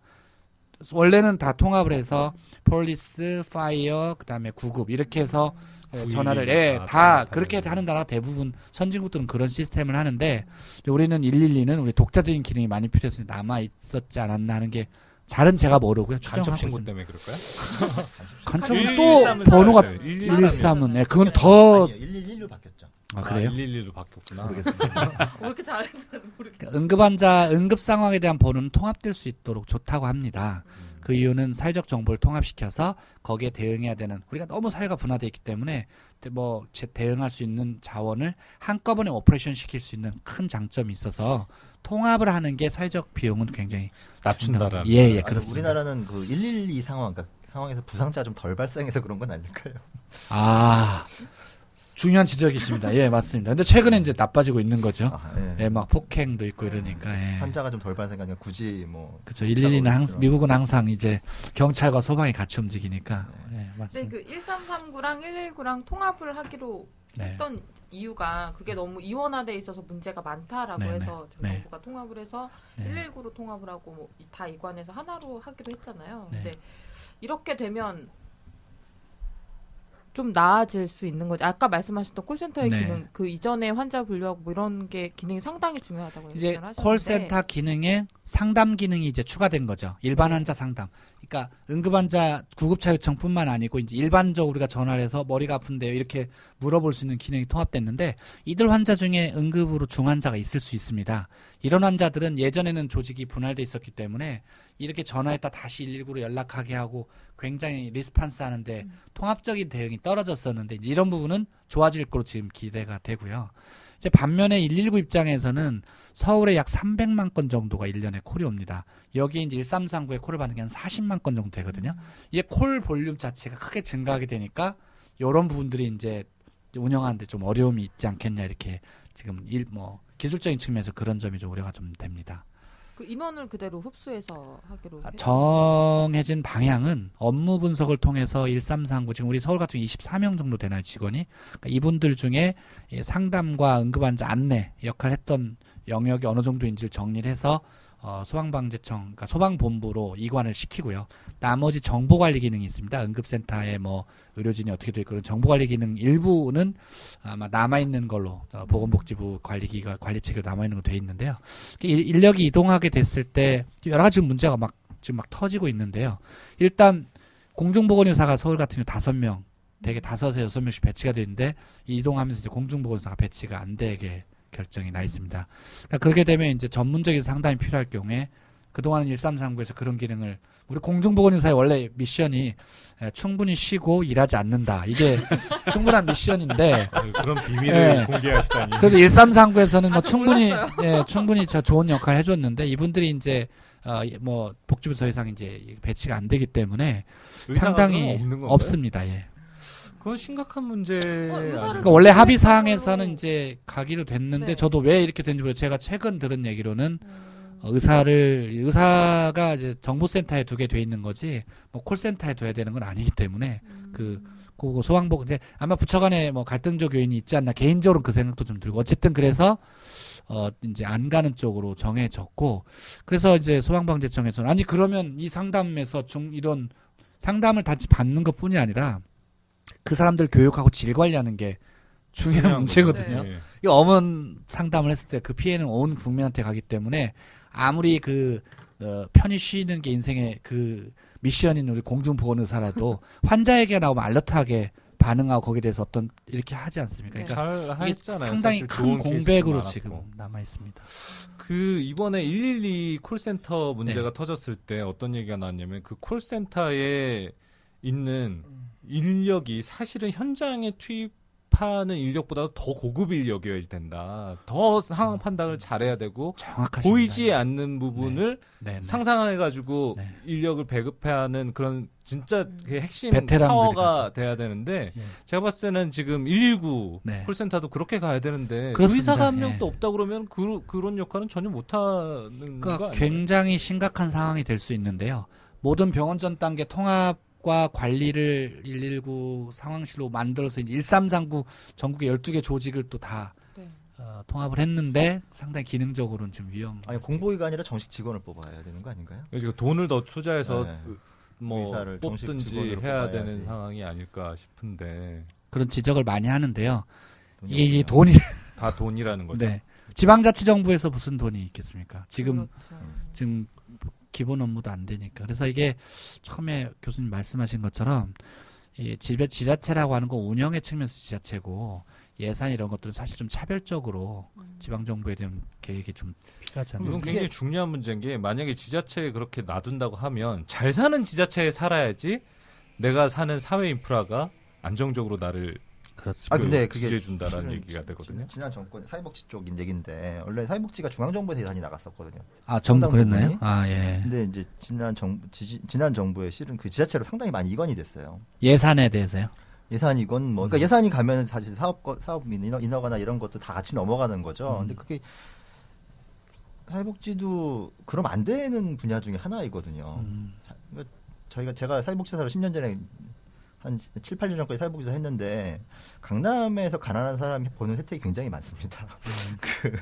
그 서울의 가난한 지자체와 굉장히 차이가 큽니다. 근데 이제 이 응급의료 체계도 그렇게 될 가능성이 있고 말씀하신 것처럼 시골 같은 경우에 이렇게 뭐 의료 인프라가 떨어지는 곳 같은 경우는 사실 예산도 굉장히 없잖아요. 그렇죠. 예. 예, 그리고 이송도 그냥 일반적인 앰뷸런스가 정상적으로 하려면 헬기를 띄워야 되는 지역 뭐 이런 그러니까 경우 이제 네, 더 많은 돈이 필요한 건데 대표님 말씀하신 대로 이제 인식의 변화가 필요한 게 평생 살면서 119 전화해서 병원 가는 경험을 안 하는 사람이 훨씬 많을 거예요. 얼마나 되나? 통계로 보면은 그렇진 많이 않습니다. 이용했어요. 저희가 제가 이제 응급실 과밀화 관련해서 전국 110개 병원 연구를 데이터를 가지고 저희 했었는데요, 작년에. 전체 환자, 그 중에 저희가 데이터가 좀 신뢰성 있는 병원들 자를 쭉, 특히 그 병원에서 반복적으로 응급실을 이용했을 것 같은, 서울대병원 같은 우리 병원 환자들 중환자가 막 생기니까 많이 이용하죠. 이런데도 연간 방복 환자 비율은 한 5%이고요. 그 환자들 계속 반복해서 이용을 하고요. 나머지는 95%는 처음 방문한 환자였습니다. 제가 아이디를 가지고 분류를 해보니까 차트 번호를 가지고 해보니까 그래서 그 생각보다 그러니까 1년에 1,000만 명 정도가 응급실 방문하니까 생각보다 저희가 많이 이용한다. 뭐 가정 다 건강하신 집에 계신지 모르겠는데 노인들 모시고 있는 집 같은 경우에는요 상당히 많이 가고 아까 아이들 데리는 경우도 밤에 정말 가기 싫지만 응급실 이제 가보게 되고 거기서 열 받아가지고 이제 돌아가는 이런 일이. 그러니까 제가 드리는 말씀은 이제 그 아주 정말 중하다 생각을 해서 119에 연락을 해서 병원에 가는 경우는 생각보다는 많지 않다는 거죠. 이제 그러다 보니까 그렇죠. 중앙정부나 지방자치단체나 이게 아주 급한 일로 다가오지 않는다는 측면이 있는 거죠. 우선순위에 밀리는 거죠. 저 얼핏 떠오르는 게 서울시의 다산 콜센터라고 있거든요. 네네. 그 무엇이든지 전화하면 해결해 준대요. 네네. 뭐 식당은 뭐고 길 막히는 것도 뭐고. 근데 이거는 응급의학회에서 한번 성명서 내실 때 이런 표현을 했더라고요. 국민 불편 해소와 생명 보호 중 어느 것이 더 중요하고 시급한 민생 과제인지는 초등학생도 알만한 내용이다. 다산 콜센터 같은 경우는 그냥 없으면 좀 불편하겠죠. 그죠. 근데 응급의료 체계는 없으면 죽거나 아니면 그 건강에 심각한 손상을 입는 거거든요. 그래서 그런 정책 담당자도 좀 인식 변화도 있어야 되고 어떤 인기에 영합하는 그런 거를 하지 않으면은 이게 좀 될 텐데 그냥 급한 것만 해결을 하면은 계속 우선순위에서 뒤로 밀리는 거죠. 이국정 교수님 인터뷰를 옛날에 봤을 때 굉장히 인상적이었던 게 뭐였냐면 중증외상센터에 나오면서 하시는 말씀이 자기가 보는 환자의 대부분은 가난한 사람들이라는 거였어요. 왜냐하면 잘 사는 사람들은 위험한 일을 안 한다는 거죠. 그런 것도 있죠. 예. 그리고 교통사고가 차가 좋거나 아니면 대도시에서 운행을 하면 교통사고가 나더라도 그렇게 큰 사고는 상대적으로 덜 나게 되고 차가도 막혀서. 또 형편이 좀 되시거나 이 리더십이 있는 분들은 응급실이나 이런 진료를 받아도요. 굉장히 속효성으로 잘 이게 부끄럽지만 구조가 그렇게 돼 있으니까 이게 부족하다고 별로 느낄 틈이 없죠. 그러니까 아니 우리도 저도 병원에 일하지만 다 계셔 보셨으니까 아시니까 병원에 뭐 VIP다 뭐 이러면 이게 뭐 전공의서부터 교수님들까지 알러트하게 반응하고 그렇지 않으면 뭐 일반 우리 환자들은 그렇게 안 되니까 저는 심각하죠. 사회적 지위가 낮아서 응급실에 가서 항상 기다리는 높을 줄 알았는데 와보니까 그렇게 높아 보이진 않는 것 같습니다. 가난합니다. 아 근데 1339 119 통합 뭐 구급차 얘기 계속 했었는데 이게 통합이 119로 됐잖아요. 그럼 네. 1339가 그 기존에 가지고 있던 역할을 제대로 했다고 하면 네. 그게 반대로 되거나 그게 확실히 그 역할이 충분히 살 수 있지 않았을까? 그러니까 이게 지금 우리 복지부하고 소방방재청하고 갈등 구조의 가장 핵심은 구급 활동이라고 하는 게 상당히 응급 환자, 특히 진짜 중증 응급 환자를 많이 다루는 그러니까 의료와 진료, 보건의 영역이기 때문에 그 정책과 관리 측면에서는 보건당국의 책임과 역할이 중요하다. 이제 이게 네. 기본. 그래서 응급을 한 법률이라든지 법적 근거도 그렇고요. 네. 기금도 그렇게 이렇게 되어 있는데 반면에 실제 서비스를 제공하는 거는 이제 구급차를 운영하는 소방방재청 네. 행안부 소속 행안부 소속. 이렇게 되어 있거든요. 이런 문제는 모든 나라가 다 가지고 있습니다. 과거의 나라의 형편이 어렵던 시절에는 소위 말하는 보편적인 컴프렌시브한 보편적인 뭐 유니버셜하다고 하나요? 그런 이 구급 체계를 없는 나라들, 예를 들면 지금 뭐 우리 아시아 국가에도 많죠. 뭐 몽고, 뭐 중국의 일부 지역들, 그다음 뭐 인도, 베트남, 뭐 버마, 뭐 이런 나라들은 방글라데시 이런 나라들은 병원에만 구급차가 운영. 의사들도 태국만 가도 태국 방콕에 가면 의사가 다 탑승해서 환자를 봅니다. 구급차에 의사가 다 이게 다 병원에서 운영을 합니다. 그래서 그 지역에 자기네 환자도 서비스도 하고 데려오기도 하고 뉴욕도 1800년대에는 벨뷰 하스피탈이니 무슨 병원 뉴욕 병원 뭐 자기들이 구급차 갖고 와서 환자 발생하면 쫓아가지고 서로 싸워가지고 데려오고 이게 이제 후진국 모델이고요. 우리 이게 교통사고 나면은 견인차들 그렇죠. 우리 날라오는. 한 10년 30년 전 지금 그런 거 많이 없어졌거든요. 네. 그거 이제 문제가 되니까요. 데려갔는데 문제 되죠. 예. 그래서 그랬는데 지금은 이제 보편적 서비스가 됐죠, 우리가. 그런데 보편적 서비스가 되면서 이제 질적 수준이 이제 전체를 커버하게 됐는데 이 기본적으로 성격은 의료의 영역이죠. 그런데 지금 구급대가 업무를 하고 있는 범위는 의료적인 수준이 아닙니다. 응급을 한 법률의 처치 범위라고 있는데 예를 들면 일반적인 응급 처치에서 조금 더 돼 있어요. 근데 그런 사람들을 운영하는데 소방방재청은 부족할 게 없습니다. 훨씬 더 잘 운영합니다. 제복을 입은 사람들은 프로토콜이나 어떤 체계를 만들어 정확합니다. 딱 정해지면 명확하죠. 근데 이제 전문적인 성격이 되기 시작하면 소방방재청 운영을 하기 어렵습니다. 환자에 대한 처치, 예를 들면 잘 알죠. 흉관에 뭐 삽관을 한다든지 현장에서 그다음에 기도를 뭐 한다든지 약물을 주고 환자를 재운자든지 혹은 혈전용해제를 외국은 뭐 쏘거든요. 혈전용해제 써서 흉통 있는 환자들 써가지고 현장에서부터 심근경색 치료한 이런 프로그램이 들어오는 순간 이거는 구급 행정체계로 관리가 할 수 없겠죠. 그러니까 이게 딜레마인데 보건당국은 이게 의료다라고 이제 내가 운영을 하고 싶다 이렇게 말하지만 소방에서 내가 해봤는데 별 문제 없는데 뭐 그냥 지금까지 들고 수준에서는. 뛰면 되는데 그 이제 저가 이제 학자로서 이거를 지켜볼 때는 보건당국에서는 만약 정말 제대로 운영하려면 전문성을 제고하기 위해서 의사들도 거기에 투입시켜주고 응급구조사가 저희는 3년 내지 4년제 대학을 나와야 됩니다. 이런 나라가 없어요. 미국은 뭐 1000시간 교육하면 목도 뭐 하고 뭐 가슴도 뚫고 뭐 다 하거든요. 1000시간만 받아. 1000시간 교육하면. 근데 우리는 무려 48개 대학에서 3년 내에 4년을 교육시키고 나오는데 그 사람들의 처치 범위는 상처 닦고 두목 대고 빨리 이런 CPR 제각기에도 심폐소생술도 일반인이 하는 거하고 이 4년간 교육받은 사람이 하는 거에 거의 차이가 없습니다. 업무 처치 범위가. 그러니까 엄청나게 많은 전혀 없는 거예요. 아니죠. 범위를 넓혀주지 않으니까 네, 네. 이 사람들은 이 4년제 나올 때만 해도 교육을 받고 나왔는데 현장에서 이제 안 하기 시작하니까 아무리 명의라도 1년간 네. 수술 못 하시죠. 네. 아무리 훌륭하셨지만 못 하고 그러니까 케이스 볼륨이 돼야 이게 건수가 돼야 자기가 되는 건데 그래서 이게 안 확인하는 되는 의미에서 거죠. 한번 질문을 드릴 네. 텐데요. 제가 잘 몰라서 그런 걸 수 있는데 그러면은 우리나라의 이제 그 응급구조사 네. 구급대원이 할 수 있는 처치 범위가 이제 정해져 있는데 법에 있습니다. 예. 그러면 의사들은 지금 응급구조사가 할 수 있는 처치 범위를 조금 수준을 높이기를 원하는 건가요? 아니면 저희가 조금 입장이 좀 다른데요. 예. 저희 대한응급학회 이제 이런 구급 관련해서 지도사들 대한응급 지도사협회라고 예. 또 산하기관인데 여기서는 처치 범위를 넓히되 그 각각의 처치 범위 중에 중요한 거는 교육과 의사들의 사인이 된 거에 대해서 1년간 예를 들면 우리가 기도사건이다. 그러면 1년간 외국 같으면 15건을 하도록 이렇게 돼 있거든요. 예. 못했으면 얘는 그 다음에 구급대원은 자격이 없습니다. 그 사람 다시 병원에 가서 재교육을 받고 이런 식의 이제 범위는 넓히되 질 관리를 질 철저하게 관리를 철저히 하는 하겠다. 방법으로 개선하자라는 쪽인데요. 예. 반면에 이제 또 한편의 선생님들은 이제 그분들의 의견을 그대로 이제 정리를 하자면 지금 하라는 것도 제대로 안 하는데 이 의료의 영역을 범위를 넓혀준다면 그건 환자들의 큰 위험이 될 것이다. 또 이렇게 이야기를 합니다. 그러니까 환자를 현장에 처치하는 것 대신에 지금 하는 정도만이라도 빨리 해서 데리고 이제 병원에 데려가는 게 중요하다. 이렇게 그거는 상반된 논쟁이 응급의학 있습니다. 전공하시는 선생님들의 합의가 있어야 될 것 같아요. 그래야지 그 방향이 결정이 되지. 제가 이제 얼핏 들은 거는 구급대원들의 불만 중에 하나도 내가 요거 이상은 하면은 조금 더 환자를 살리거나 그렇게 할 수 있는데 못하게 돼 있다. 네. 그러니까는 안타까운 심정이지만 그냥 뒷짐지고 있을 수밖에 없다. 그런 얘기도 이제 그게 가끔 처음에는 하더라고요. 안타까운 마음이고 다음에는 이제 안 하죠.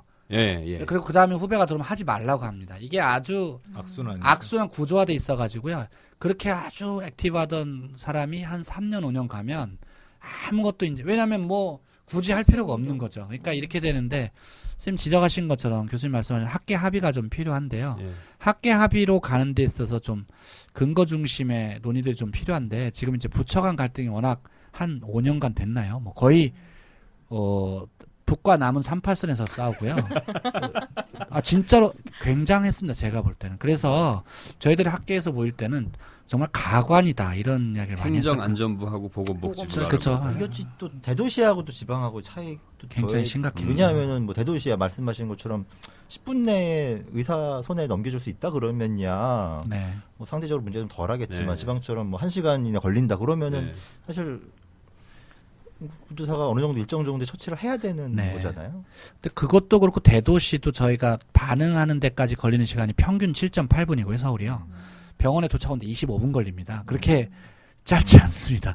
두 번째는 이게 전문적인 처치 범위를 넓힌다는 거는 어떤 처치, 직접 하는 처치를 아무것도 환자에 대해서 모르는데 못 하잖아요. 환자에 대한 진단 능력이 높아지는 거거든요. 네. 그러니까 응급구조사지만 응급 환자가 이러이런 증상이 있을 때는 이러이런 상태에서 내가 이걸 의심할 수 있겠구나라고 하는 능력을 높이는 거기 때문에요. 상당히 크고 이게 사실은 이제 미국의 그 파라메딕, 미국의 이제 구조사에 대한 정의 책을 보면 뭐라고 나오냐면 의사의 눈과 귀, 손과 발이라고 합니다. 그리고 내 면허를 대신해서 수행한 사람이기 때문에 이 사람의 처치는 내가 처치한 거고 내가 이게 허용한 그러니까 지역별로 지도사가 다 있거든요. 이 사람이 잘못한 건 또 내 책임이 되는 거예요. 그러니까 구조사는 마음껏 자기가 배운 만큼 하고 문제가 된 거에 대해서는 의사가 처치한 거에 대해서 항상 나한테 대한 백업이 된다라고 생각을 가지기 때문에 적하게 하려고 하고 문제가 된 거에 대해서는 의사가 과감하게 이 사람 문제가 심각하기 때문에 책임을 묻고 의료적인 차원에서 교육이나 아니면 심하면 업무를 변경시키고 박탈하고 이렇게 그러니까 이거는 상당히 이제 합리적인 논의가 되는 정도의 성숙인데 아직 그게 안 되고 있다 이렇게 볼 수가 있겠습니다. 우리나라도 지도 의사 체계는 있잖아요. 이 20년 만에 법에는 응급으로 지도의사라고 하는 뭐 구급차 운용자는 뭐 그런 지도의사 네. 유령이죠. 지도의사를 둬야 될 수도 있다 뭐 이렇게 20년간 있다가 응급을 하는 법률에 그런 규정이 있지만 소방의 구급대 운영하는 체계에 법에 그게 한마디도 없었어요. 그러다가 이번에 그 구조 구변하고 하는 법률이 이제 만들어졌습니다. 119 구조. 거기에 지도의사의 구급 지도의사라고 하는 항목이 만들어지고 자격은 보건복지부 응급을 가는 법률에 응급으로 지도의사의 교육을 이수할 것. 두 번째는 그 사람들은 구급대원에 대한 교육, 훈련, 평가, 그다음에 업무 지침의 개발, 적용, 그다음에 뭐 문제 환자에 대한 조사 이런 권한이 다 들어갔고요. 그래서 작년에 그 법이 통과되고 9월에 이제 시행령 시행규칙이 정리된 다음에 그 뒤부터 현재 185개 소방서별로 한 명씩의 지도의사가 다 배정이 됐습니다. 뭐라 그럴까요? 이런 걸 한 20년 만에 우리나라 의료 응급 분야 의료 제도의 병원 전담 규율에 무슨 어느 정도 산업혁명 정도 되나요? 그러니까 뭐 전문의 제도가 생긴 정도 뭐 이런 정도의 큰 변화네. 엄청난 변화입니다. 그러니까 지금 소방 솔직히 제가 소방에 뭐 여러 가지 자문도 하고 있지만은 굉장한 딜레마도 있어요. 우리가 이렇게 잘해왔는데 신나게 해왔는데 이렇게 많은 의사 선생님들 들어와서 우리 보고 이러쿵저러쿵 말하면 우리는 생존할 수 있을까? 근데 이제 한편으로는 환자들의 중증도나 이 요구가 엄청 높아지기 때문에 이 전문 인력의 도움과 또 평가를 받으면서 하는 게 좋겠다는 이제 한편으로는 수용, 한편으로는 불안, 한편으로는 좀 피하고 싶은. 그래서 이 사람들마다 이 관리하시는 분들의 태도가 굉장히 다양합니다. 그래서 상당히 과도적인 상황에 있다. 그럼 아까 말씀하신 네. 그 소방 쪽에서는 아직 인프라가 좀 중증 환자를 보는 인프라가 안 돼 있다라는 네. 점이 이런 걸 통해서 좀 개선이 되고 있는 건가요? 그렇죠. 이제 지도사들이 지금 사업을 막 시작하는데 예를 들면 구급대원들 개인에 대한 평가를 들어가게 됩니다. 근데 예를 들면 흉통 환자인데 현장에서 이거 해야 되는데 안 했다. 그럼 저 좀 봅시다. 그리고 원래 환자 평가, 구급대원 평가 양식이 법에 있습니다. 이 사람은 내가 생각할 때 참 사람은 착한데 가족도 많다고 하고 이렇긴 한데 좀 좋은 모습은 아닌 것 같다. 이렇게 평가를 들 수 있는 거죠. 이게 결국은 인사라든지 반영이 되고 그 평가 결과는 결국 하나의 구급체계를 운영한 소방서, 그다음에 소방본부 차원의 평가로 돼서 이제 국가 차원에서 여러 가지 차원의 이제 관리 기능을 할 수 있지 않겠냐 생각이 들고요. 이런 시스템이 복지부가 지금 우려하는 소방의 어떤 전문적인 환자들을 돌보는 데 대한 좀 부분들을 개선할 수 있는 의사들이 지금 한 발 전진한 거거든요. 네. 굉장히 오래 걸려가지고 그러니까 뭐 단초는 지금 되지 않았나 생각은 합니다. 뭐 기틀은 마련됐으니까 제대로 운영을 해서 좀 하기만 하면 그래도 많이 개선되게. 네, 30년 걸린다고 하더라고요. 제가 외국 선생님들 나이 드신 선생님들 초청해서 얘기해 보니까 정착이 돼서 제대로 예. 되거든요.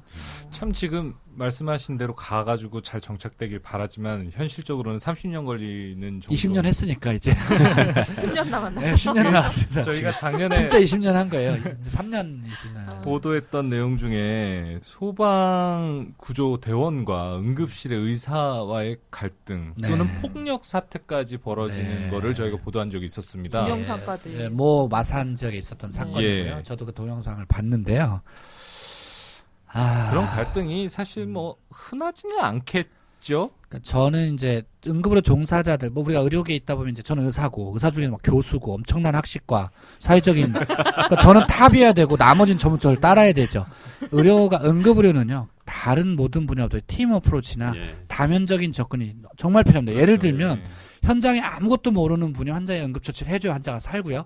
119 전화 한 통을 해주는 게 그 환자를 구하는 열쇠 중에 제일 중요한 열쇠거든요. 사슬 중에 그렇죠. 가장 중요한. 그러면 병원에 있는 나는 그분들이 정말 잘해와야 환자가 되는 거죠. 그러면 그 체인이 한 체인을 담당하는 병원 전 단계 체인과 병원 단계 체인이 만나서 고리를 끄는 거의 역사적인 사건이죠. 그래서 저는 그 당시에 그 사건을 두고 국정감사 논의장에서 이 문제를 다루자. 제가 우리 학회 뭐 이사님들하고 그런 제안을 했었어요. 왜냐하면 이 문제는 다루면 다룰수록 좋겠다. 그 두 사람의 개인의 문제가 아니고 왜 이런 일이 발생하는지를 한번 되씹어보자. 문화적으로 충격이었죠. 그런 일이 있었지만 그 전에 이렇게 공론화되지는 않았다는 거죠. 근데 문화적으로 충격이었고, 아, 우리가 서로 치고받고도 할 수 있구나. 이런 게 된 거거든요. 그래서 결과적으로는 이제 우리가 정리를 하기로는 그렇게까지는 하지 말고 소방에서는 구급대원들에서 좀 더 좀 서로 존중하고 병원에서도 환자들을 데리고 들어온 소방 구급대원들을 좀 존중하는 식으로 가자 그랬는데 서로 이야기할 수 있는 이 통로가 전혀 없었습니다. 그동안. 위에 상층부는 협의 뭐 부처 간 이게 있고 학회는 또 소방청이나 이렇게 논의가 있었지만 이 지역사이다운에서는 거의 없었죠. 그때 이번에 그 각각의 병원마다 대부분 이제 거점 뭐 시군구마다 한두 개잖아요. 많아야 하나입니다. 종로나 이런 데나 몇 개 있는 거고요. 그러면 그 병원의 응급학과 교수님 중에 뭐 아니면 응급학과 전문의가 그 소방서의 지도사가 되는 거거든요. 그게 뭐냐면 내 레이던트가 응급실에서 일하는 것처럼 내가 그렇죠. 교육하고 가르치고 내가 퍼미션을 준 사람이 이제 현장에서 환자를 보는데 이 환자가 문제가 잘못됐다. 이 친구 때문에. 자기 명예, 자기 레이던트가 우리 뭐라 그러죠? 전문용어로 뻘짓해가지고 환자가 나빠지면 우리가 너무 부끄러운 것과 똑같은 상황이 되니까 아마 이제 하나의 동주, 같은 배를 타는 구급대원도 팀으로 생각을 해야 되는 거예요. 제 팀이죠. 예. 저는 뭐 이제 안 맡았지만 예를 들면 저희 서울대학의 종로 소방서에 봤는데 17개 소방 안전센터 있고 60명 정도 구급대원인데 이제 이 사람들 잘못하는 거 신문 나는 건 우리 저의 동료 의사가 당연히 문제가 돼요. 뭐 최근에 왜 대구 사건 또 하나 있었는데 아시나 모르나 모르겠네. 그 만취한 예, 친구. 18살짜리. 네. 그때 저희가 학회가 그 다음 한 며칠 뒤에 있었거든요. 학회가 그 중부 소방서 구급대원 문제였는데 그때 우리가 지도사들 쭉 한 80명 모여서 뭐 워크숍하고 있었는데 그때 청취자들을 네, 위해서 그 사건을 네. 잠깐 아 그래요? 설명해 이거 너무 소문나면 안 네, 돼요. 많이 부끄러운 일인데. 이미 언론 보도가 돼가지고. 아 그래요? 많이 다 됐어요? 네, 뭐 언론 보도돼서 뭐 동영상도 다 아, 뜨긴 그래요? 했는데 이게 17세, 그러니까 10대 청소년인데 친구네 집에서 술을 한잔 한 거예요. 하다가 한 잔은 아닌 것 같아요. 예. 많이 했다고. 네, 많이 네, 했다고. 좀 예. 2층에서 내려오다 2층에서 떨어졌어요. 음. 그래서 이제 얘가 다쳤으니까 친구가 다쳐서 얘가 엄마한테 하기에는 술을 먹었으니까 119에 신고를 해서 소방차 구급대원이 왔는데 딱 보기에도 술 냄새가 나고 하니까 이 구급대원은 그냥 만취자 정도로 생각을 하고 이렇게 흔들고 뭐 이래서 상태가 중태로 빠졌다고 하더라고요. 네, 그래서 척추 그것 때문에 손상이 네, 경추 네. 손상으로 사지마비가 뭐 왔다 이렇게. 네, 그것 때문에 정리되어 난리가 있는데. 났었죠. 그럼 이제 그때 구급대원은 이제 2급 구급대원이었다고 그래요. 1급은 아니고 우리가 1급은 이제 정규 교육을 좀 대학에서 받은 사람, 2급은 소방 학교에서 150시간 교육을 한 소방관을 대상으로 교육한 게 2급 구급대원입니다. 그러니까 반반 됩니다 지금. 근데 그 중부소방서 담당 이제 교수가 이제 경북대 우리 지도사가 있는데 우리가 다 물어봤죠. 이건 네 책임이다. 주치자라 하더라도 이 사람이 경추 손상, 이게 다 교과서에 나오는 거거든요.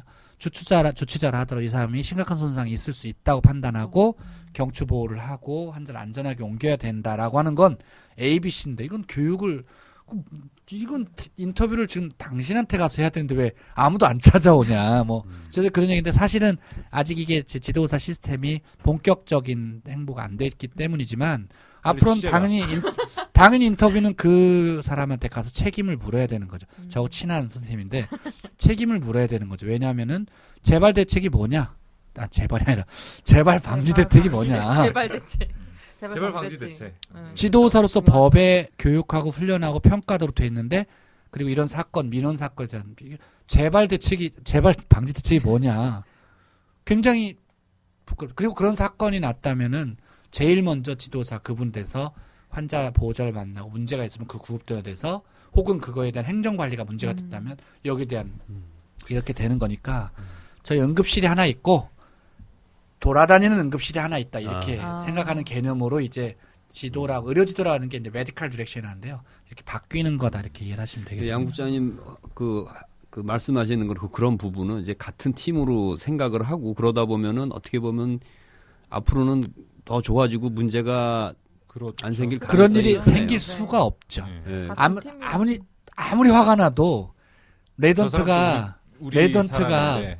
자기 저 지도하는 뭐 나이가 문제가 아니고 그렇게 서로 앵길 수도 없고 아무리 자기가 가르치는 사람이라도 내가 가르친 사람한테 옛날에 좀 의사들 주먹질 좀 했나요? 가르치면 정확히 모르겠네요. 그렇게 얘기하니까. 왜 그러세요? 예, 저는 안 해봤습니다. 그런데 예. 지금까지는 이제 구급대원들도 이렇게 좀 간접적으로 얘기를 들어보면은 글로 이송을 하면은 병원에서 좀 뭐라 그러나 이렇게 좀 제대로 쳐다보지도 인수인계하고 않았죠. 받아고 하고 예. 좀 해야 되는데 좀 박대를 하고 어떤 경우에는 타박하고 심하면 쓸 수 있다 뭐를 인수인계 하려고 그러면 니네가 뭘 안다고 그러냐 듣지도 않고 좀 그런 면도 있으니까 좀 오해가 있을 수 있는데 그런 부분은 이제 앞으로 이제 뭐 지도의사 그런 개념으로 풀어나가는 저희가 이 서울에 이제 이번 한번 취재 오세요. 내일 지도사들이 소방 프로그램 하거든요. 네. 이걸 딱 와보시면 이제 느끼실 거예요. 왜냐하면 내일 한 구급대원들만 90명 1급 구급대원들 90명 지도사들 한 30-40명 모이거든요.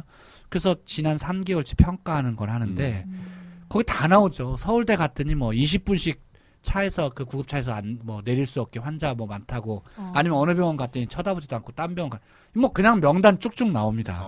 그러면 우리 예를 들면 종로소방서의 구급대원이 모 병원에 갔다. 근데 그 병원에서 문전 박대 딴 데. 그러면 이건 저한테 다 리포트가 되면 제가 그 병원에 응급하고 가자면 돼. 아니 선생님 이거 안 될 것 같습니다.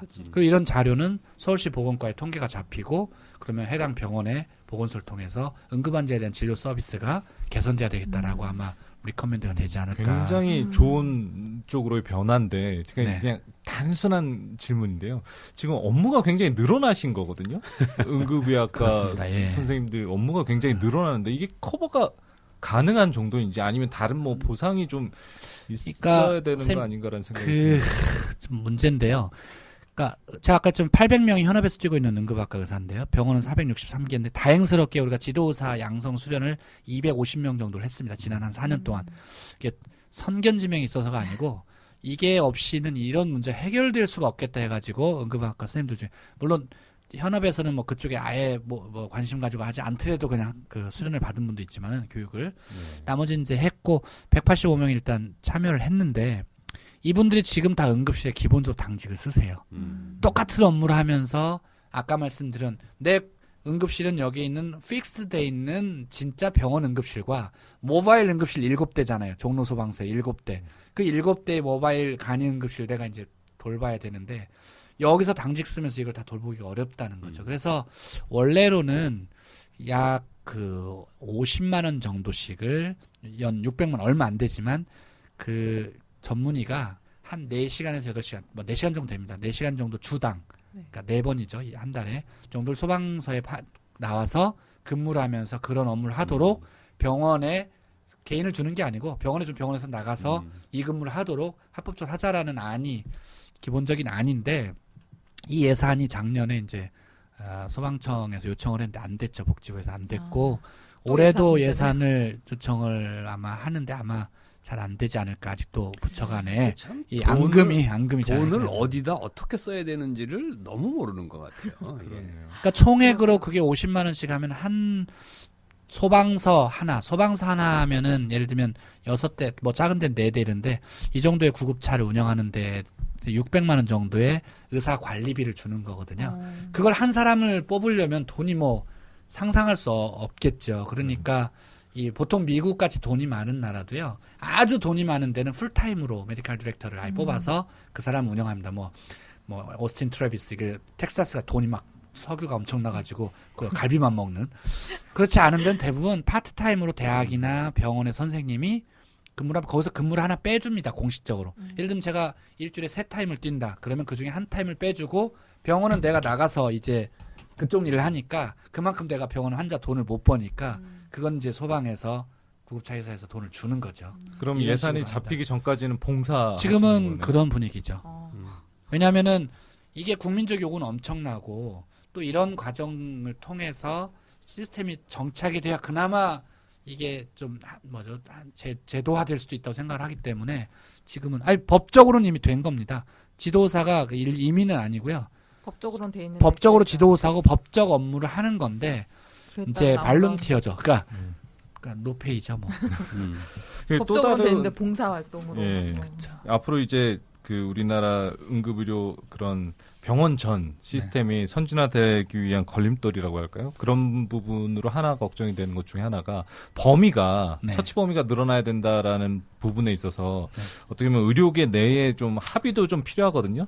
근데 지금 분위기는 굉장히 좋지는 않습니다. 젊은 의사들 같은 경우는 최근 이제 병원 내 PA 문제 가지고 굉장히 민감하게 얘기하고 있고 우리는 할 일이 없는데 의사가 해야 될 어떻게 보면 영역을 내주는 거 아니냐 뭐 이런 식으로 반응할 가능성이 굉장히 많거든요. 예, 저도 뭐 그래서 실제로 이 문제는 대한응급학회 문제는 아니고요. 의사협회가 마지막 최종 사인을 합니다. 이 법안 개정을 할 때는. 근데 이제 응급학회가 기본적인 그 전문가 그룹이니까 뭐 그런 부분을 많이 반영할 거라고 보고요. 지적하신 대로 이제 의료지도를 통해서 구급대원 현장에서 업무를 하게 되는 걸 어떻게 이해를 하시는 게 맞냐면 우리가 병원에서 제가 환자가 오면 뭐 혈압이나 이런 거 측정은 몇 시간마다 하고 밥은 뭘 드리고 수액은 뭐 이렇게 오더라고 해서 처치를 오더를 씁니다. 그러면 우리 간호사가 그 환자에 대해서 보고 그렇게 환자의 수행을 합니다. 뭐 검사도 보내고 약도 투약하고 뭐 이런 걸 하죠. 그거를 우리가 뭐라 그러냐면 이제 환자 개인에 대한 오더를 내는 겁니다. 근데 의료지도는 내가 출동해서 환자를 보고 같이 출동한 구급대원한테 이거 하세요라고 말하는 개념이 그럼 좋죠. 우리 의사들이 다 뭐 지금 응급실도 못 지키는데 그건 불가능하고요. 미국 그리고 비쌉니다. 제가 하루에 응급실 일하면 8시간 동안 30명의 중환자를 볼 수 있는데 구급차를 타면 6명밖에 못 보니까 사회적으로도 비용이 큰 차이가 나고요. 제가 가만히 있으면 중환자가 많은 이런 걸 이용해서 잘 치료할 수 있는데 구급차는 아무래도 제가 갖고 있는 역량과 능력을 다 발휘하기에는 좁거나 자원이 없죠.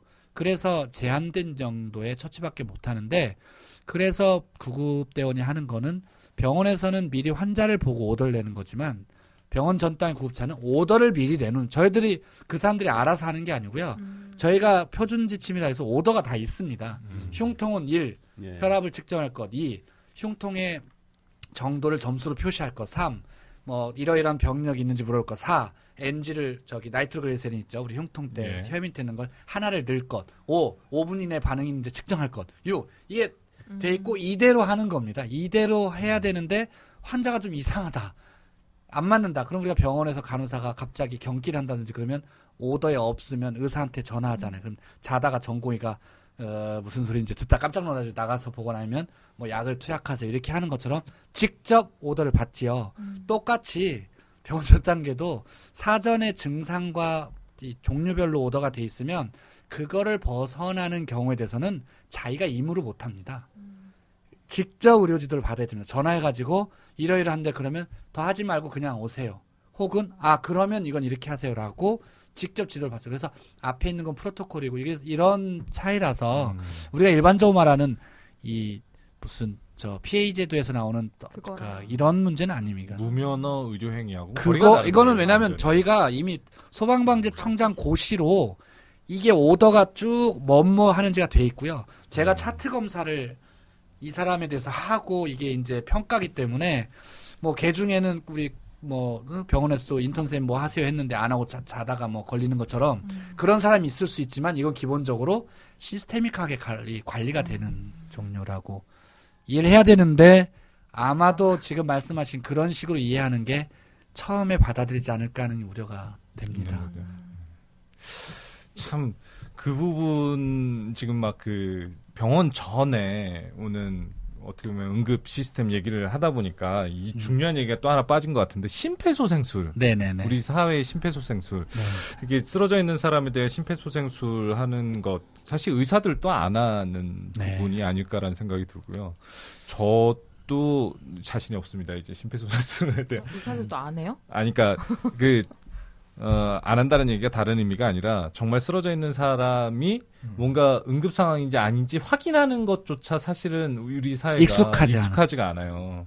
왠지 그냥 술 취한 사람일 것만 네. 같고 그래서 저 사람이 혹시 정말 응급 환자인데 내가 구조 활동을 하다가 환자가 잘못되면 특히 의사 입장에서는 잘못되면 내가 의사기 때문에 더 나중에 피해를 네. 입지 않을까. 관련된 법안도 착한 사마리안 예. 법안 나왔음에도 불구하고 그런 인식이 의료계 내부에서도 많이 안 바뀌고 있는 부분이 있고요. 그 부분은 뭐 차지를 하더라도 일반인들도 그런 구조 활동에 대한 인식이 부족하지 않나. 그래서 양 국장님 말씀하신 대로 그거를 이 방송 들으시는 분한테 좀 분명히 할 게 선한 사마리아인 법이 지금 유효한 건지 네네. 예를 들어서 저런 거잖아요. 보면은 옆에 문제가 뭐 응급 구조 상황이 생겼는데 내가 얼마 전에 심폐소생술을 배웠어. 그러면서 하면 될 것 같은데 혹시 하다가 문제가 생겨서 오히려 사람이 죽거나 아니면 또 더 상황이 나빠지거나 뭐 그러면은 내가 책임져야 되는 거 아닌가 그런 생각을 할 수 있는데 그런 네. 부분은 어떻게 돼 있나요 지금? 응급 환자 특히 이제 우리가 일반인이 도와줄 수 있는 환자 중에 뭐 구조, 뭐 로프를 이건 누구든 알고 있는 예. 일반적인 구조고요. 응급처중에 심폐소생술이 심장마비 환자를 살리는 뭐 무조건적인 그리고 병원에 오면 살릴 수 없어. 병원은 예.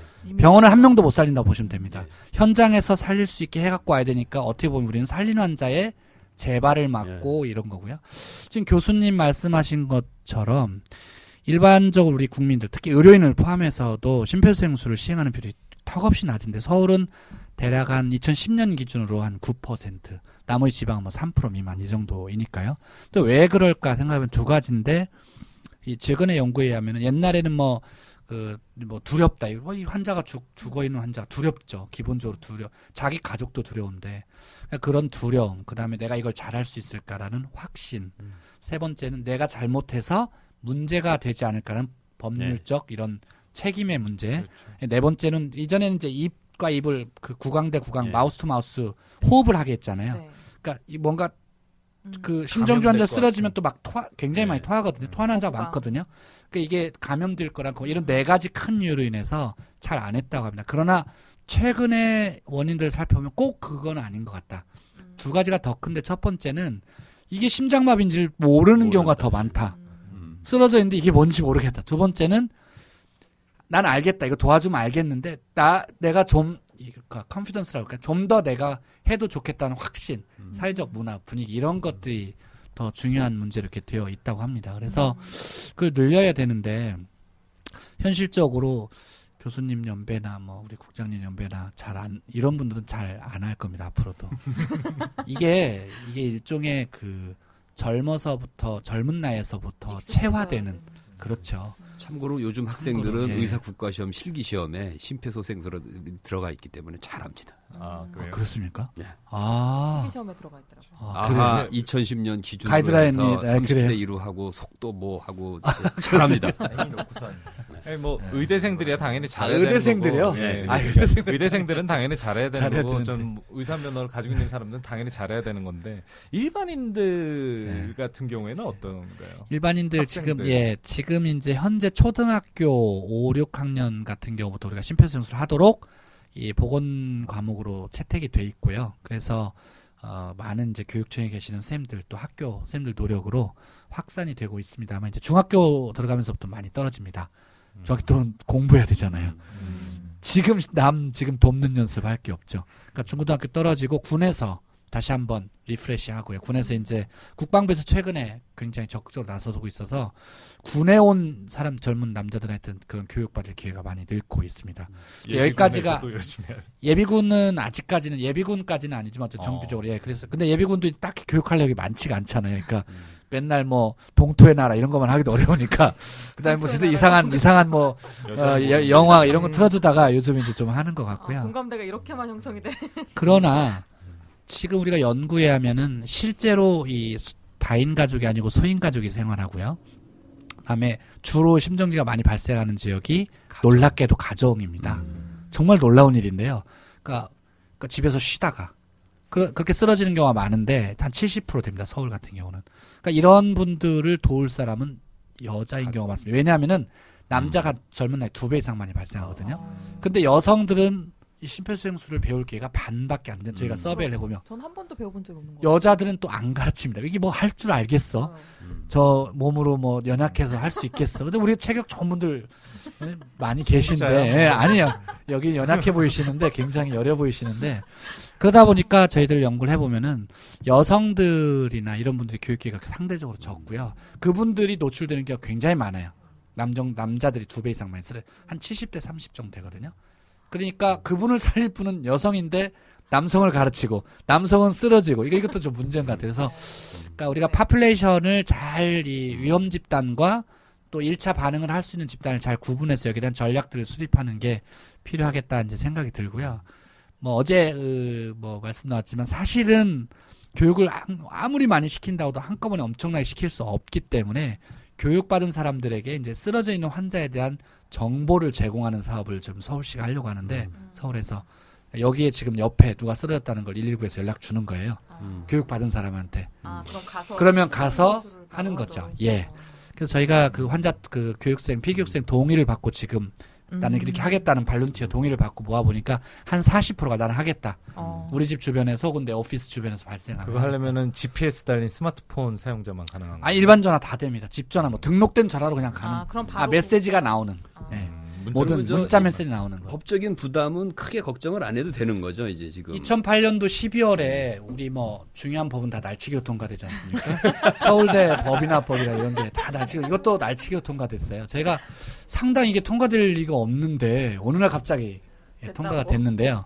여기에 보면은 이제 선한 사마리안, 착한 사마리안법은 선의로 환자를 구하려고 할 때 그로 인해서 나타난 불가피한 결과에 대해서는 책임을 면할 수 있도록 하자라고 하는 게 기본 법의 취지인데 교수님 그게 법으로만 또 되지 않더라고요. 이게 법 이상으로 문화적으로 수용하는 게 필요하다. 이렇게 일단은 1단계로 뭐 법적인 부담을 좀 덜어주는 것도 뭐 방법이긴 한 것 같아요. 예. 저는 지금 군에서 교육하는 거를 저 강사로 그러셨죠. 의무병이 이제 강사를 그렇죠. 가거든요. 강사를 하셔죠. 예. 근데 의무병은 아무나 되는 거예요? 요즘 아무나 돼요, 지금 보니까. 바뀌었어요. 요즘은 아무나 안 되고요. 아니요, 관련 때까지는. 좀 가까우니까 사회복지학이면. 그래서 그런 건 아니고요. 저 때만 해도 이제 지원을 할 수가 있었고요. 지금은 그래요? 이제 보건 관련된 학과만 가능하다고 바뀌었다 그러더라고요. 근데 그게 저도 그 생각을 했거든요. 내가 살려면 와이프를 교육시켜야겠다. 정확한 정답입니다. 네. 맞아요. 그거를 사람들한테 인지시켜야 될 것 같더라고요. 저희 집사람은 나를 CPR 할 가능성이 매우 높은 사람. 매우 높지만 일단 건강 위험 행태가 달라요. 저는 끊임없는 스트레스죠. 음주도 좀 그냥 과로 해야 뭐 되고요. 물론 우리 가족 저희 집사람도 일을 하지만 훨씬 더 건강한 행태를 추구합니다. 저처럼 택시도 막 들타고 난 뭐 힘들면 택시 타고지만 항상 전철 타고 많이 걷고 그러니까 어떻게 보면 나보다 야 20년은 더 사시겠구나. 근데 이제 날 도울 뿐이 교수님도 마찬가지세요. 네. 이게 누구한테 투자해야 되는가가 잘 나오더라고요. 저 와닿네요. 당장 내일 등록시키고 있잖아요. 힘들어요, 근데 굉장히 힘들고요. 그렇죠. 야, 우리가 2분 정도 하면요. 우린 젊은 친구들 2분 정도 하면 깊이를 5cm 이상 눌러야 되거든요. 5cm면 푹푹 들어갑니다. 그러니까 체중을 실어가지고 5cm를 눌러야 되고 분당 100회를 한다면 정말 100m 달리기를 하는 거고 똑같거든요. 그거를 2분 정도 하고 나면 뭐 등에 땀 나고 그렇죠. 우리가 모니터를 해보면 내 누르는 깊이와 횟수가 점점 갈수록 줄어듭니다. 그러니까 아. 환자는 이제 같이 죽어가는 거죠. 그러니까 2분 이상 하기 어렵기 때문에 바꿔줘야 바꿔줄 됩니다. 사람이. 옆에 사람이. 이게 들으시는 분 중에 이거 배우고 싶다는 분들도 계실 것 같아요. 전국 보건소에서 다 교육하고요. 음. 소방서가 지금 올해 생명을 구하는 사람들 프로젝트라 해가지고 서울만 해도 연간 30만 명을 교육하겠다고 지금 소방서마다 전담 인력을 배정하고 교육을 하고 있기 때문에 원하시는 분은 그냥 인터넷 들어가시면 뭐 서울대병원도 많이 하지만 가까운 곳에 엄청 많습니다. 예, 많이 있습니다. 그래서 뭐 BLS 그러거든요. 이제 네네. 베이직 라이프 맞습니다. 서포트에서 기본 심폐소생술 그것만 배우면 하는 됩니다. 예. 그런 데가 기관이 많이 있습니다. 엄청 많습니다. 이것도 지금. 진짜 근데 문제는 지역적인 편차겠네요. 아 진짜 아픈 데를 계속 찌르시는데 네.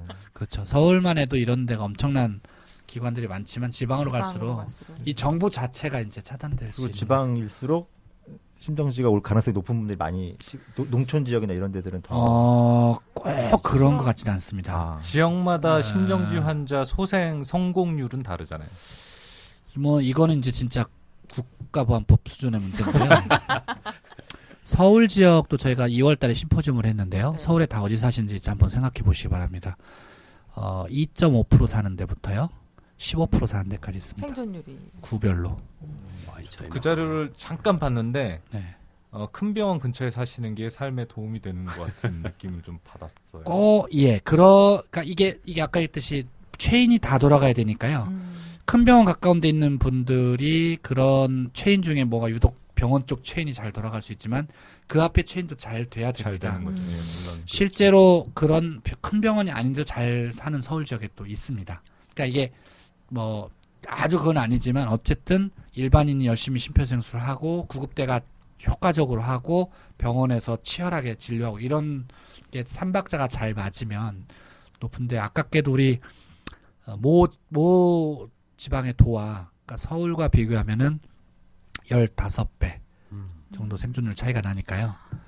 네, 이 차는 극심하게 더 벌어진다. 지금 그렇게 될 수 있지 않을까 생각을 하고 있습니다. 발생률 그 인구 대비 발생률도 좀 인구 대비 발생률은 외상성하고 그러니까 외상으로도 네. 목을 맨다든지 뭐 이런 것도 다 외상성으로 들어가거든요. 그러니까 비시민성이거든요. 네. 시민성만을 보면 뭐 인구를 표준화 시켰을 때 비슷하고요. 아. 인구 구조가 비슷하다면 왜냐면 지방엔 노인이 많고 그런데 이 외상성까지 다 포함하면 지방은 외상성이 또 많습니다. 특히 농약이라든지 이렇게 하시는 분 있어서 그 지방이 좀 더 많은 편이에요. 지방이 그러면은 이제 아무래도 노령자가 그렇죠. 많으니까 오히려 네. 인구 대 발생률은 더 높다고 봐야죠. 높다고 봐야 됩니다. 이 동물 구조하는 게 구급대원의 고유 업무인가요?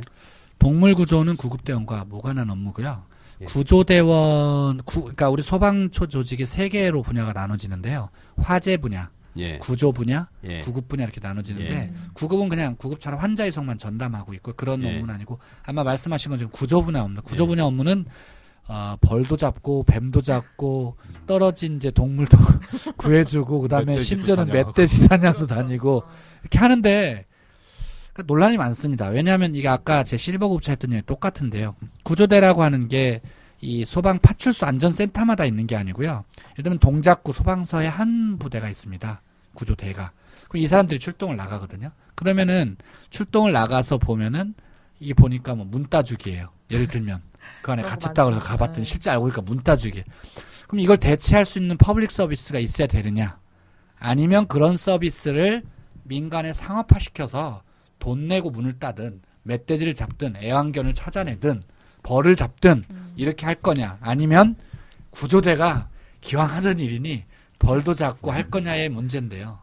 교수님께서 안을 내시는 게 좋을 것 같습니다. 그래서 이제 그런 질문을 드린 이유가 우리 사회 전체가 이런 일종의 공공 서비스고 아주 필수적인 서비스를 어떻게 잘 효율적으로 활용할 건지 조금 더 논의를 해야 될 것 같아요. 이게 말 그대로 뭐 자물쇠 따라가고 뭐 벌 저기 하고 해야 되긴 해야 되지만 이런 구조 극급 그런 분들이 그렇죠. 직접 투입돼서 그렇게 계속 앞으로도 해야 되느냐 그 인력도 문제는 많지 참 않은데. 심각하게 생각을 해봐야 될 것 같아서 한번 중간에 말씀드리겠습니다. 회식지대가 있죠. 사실 벌이나 멧돼지는 가는 게 맞죠. 왜냐하면 그거 안 하면 다치니까 사람들이. 이제 그렇게 정의를 해놓으면 그게 굉장히 넓어지거든요. 점점. 또 벌이 이제 나비도 되고요. 그러니까 벌과 나비가 어울려 노는 거 아니냐, 꽃이 피면. 벌도 있었다, 방에. 뭐 이렇게 되기 때문에. 이게 맞아요. 대표님, 이게 되게 넓어집니다. 아니, 그러니까 늘 네. 악용하는 소수 때문에 생기는 그렇죠. 문제잖아요. 예. 네, 더 질문들. 네. 오늘 되게 긴 시간이었는데 그렇게 길게 느껴지지 않을 정도로 좀 재밌게. 너무 재밌었어요. 네. 아니, 저는 참 대단히 놀라운 게 아까 이제 시작하기 전에 예. 나는 의사다 주웅 선생님하고도 이제 친분이 예, 있다. 예. 안 들어. 주웅 선생님뿐만 아니라 서울대 아니, 역도부, 그러니까요. 아니, 저는 역도 안 합니다. 그러니까 주웅 선생님이 지난번 히트를 친 게 엄청난 걸 외우면서 이렇게 네. 다 맞습니다. 풀어내셨잖아요. 예, 대본 예. 없이. 대단한 홍보전? 사람이다. 예. 근데 선생님도 홍길동전이었나? 홍길동전. 홍길동전. 홍길동전. 박먹을의 시도 함께. 예, 예. 근데 오늘 이제 못 보셨으니까 그런데 선생님이 맨손으로 오셨거든요. 그러니까요. 네. 자료가 하나 하드드라이브 머릿속에 있는 해마 옆에 있는 하드드라이브에서 꺼내서 지금 말씀을 하시는 거기 때문에 예. 그러니까 정확한지는 나중에 확인하시죠. 조사는 꼭 하시기 바랍니다. 이게 뭐 언론사 책임이니까. 알겠습니다. 죄송합니다. 제가. 큰 부담을 마지막에 이렇게 주시고. 네, 오늘 뭐 병원 전 단계부터 시작해 중증 외상센터며 나중에는 일반인들이 할 수 있는 심폐소생술법까지 다양한 얘기를 해봤는데요. 아까 말씀하셨던 게 이런 응급의료 시스템이 제대로 정착되려면 미국은 30년이 걸려. 그렇다고 합니다. 오. 그래도 지금 제일 문제라고 합니다. 네. 근데 우리는 이제 20년 동안 해왔으니까 앞으로 10년이면 예. 된다. 예. 말씀하셨는데 정말 10년이면 이 시스템이 구축이 됐으면 좋겠네요. 이런 네. 저런 지원이 됐으면 좋겠고요. 네, 오늘 오랜 시간 동안 네, 함께 하셨는데 오늘 어떠셨어요? 저는 오늘 되게 재미있었던 것 같은데. 희구라 녹음한 역사상 제일 많이 웃었고 몇 번 웃었지? 원래 진지한가 보죠, 굉장히. 저희가 그리고 무거운 주제를 다루다 이렇게 보니까. 함몰됐다? 이렇게 네. 정말 대화와 이런 논의가 굉장히 풍성했다라는 생각이 들어서 너무 좋았습니다. 아유, 감사합니다. 박 저는 교수님 매번 하는 얘기지만 많이 들었으면 좋겠어요. 이제. 네. 예, 청취자분들의 구급대원도 좀 들으시고 네. 이제 일반인들도 좀 들으시고 이 정책을 하시는 분이 또 들으시면 좋을 텐데 예. 그러게요. 좀 그런 면에서 좀 아쉽습니다. 다음번엔 정책을 하시는 분 한번 모실- 모셔야겠어요. 모시려고요. 저희가 네. 국회의원 또 좀 모시고 그럴 예정입니다. 네. 될 수 있을라나 모르겠지만. 제 생각에는 뭐 기자분들이나 예. 이게 국회가 제가 시민단체 있으니까 경험해 보면 국회의원이 싹 바뀌면 초임 의원들이 되게 아이디어를 찾거든요. 국감에서 뭔가를 해야 되는데 별로 없고 물론 이제 그 보좌관들은 이제 뭐 다시 옮기긴 하지만 보좌관들도 또 한 번 하면은 아이디어가 없거든요. 이런 거 들으면 제가 보는 국감 때 이것저것 터트리기 딱 좋지 않을까 생각이 듭니다. 300의 국회의원과 그의 보좌관들이 들었으면 하는 방송. 그렇죠. 히포크라테스. 저는 이 청년사에서 이제 이런 좋은 프로그램 초청해서 감사한데요. 우리 그 병원에 혹시 내용을 들었다면 우리 현장에 일하는 우리 병원 응급실 선생님들 좀 같이 공감을 하지 않을까 생각을 하고요. 또 하나는 응급의료 체계는 응급학과나 응급구조사들, 뭐 응급실 간호사들이 만들 수가 없습니다. 병원의 다른 진료 선생님들이 응급환자만큼은 살려주자. 뭐 이런 뭐 어떤 공감대. 모종의 이 공감을 좀 가지면 아마 우리가 부족한 자원 또 제도적인 허점에도 불구하고 응급실만큼 우리에게 가장 마지막 보루가 없겠다라는 메시지가 되지 않을까 해서 이 방송이 그런 분들이 많이 공감할 수 있었으면 좋겠습니다. 네. 네. 오늘 말씀 정말 감사합니다. 정말 말씀 잘하시지 않아요? 제가 보기에는 어떻게 쏟아졌어요? 나중에 국회로 좀 보내야 되지 않을까 라는 생각이 좀 듭니다. 오늘 긴 시간 동안 다들 고생하셨고요. 오늘은 여기까지 이야기 나누도록 하겠습니다. 참석해주신 신상조 교수님 정말 감사드리고요. 다른 패널분들은 다음 시간에 또 뵙겠습니다. 네, 감사합니다. 감사합니다. 감사합니다.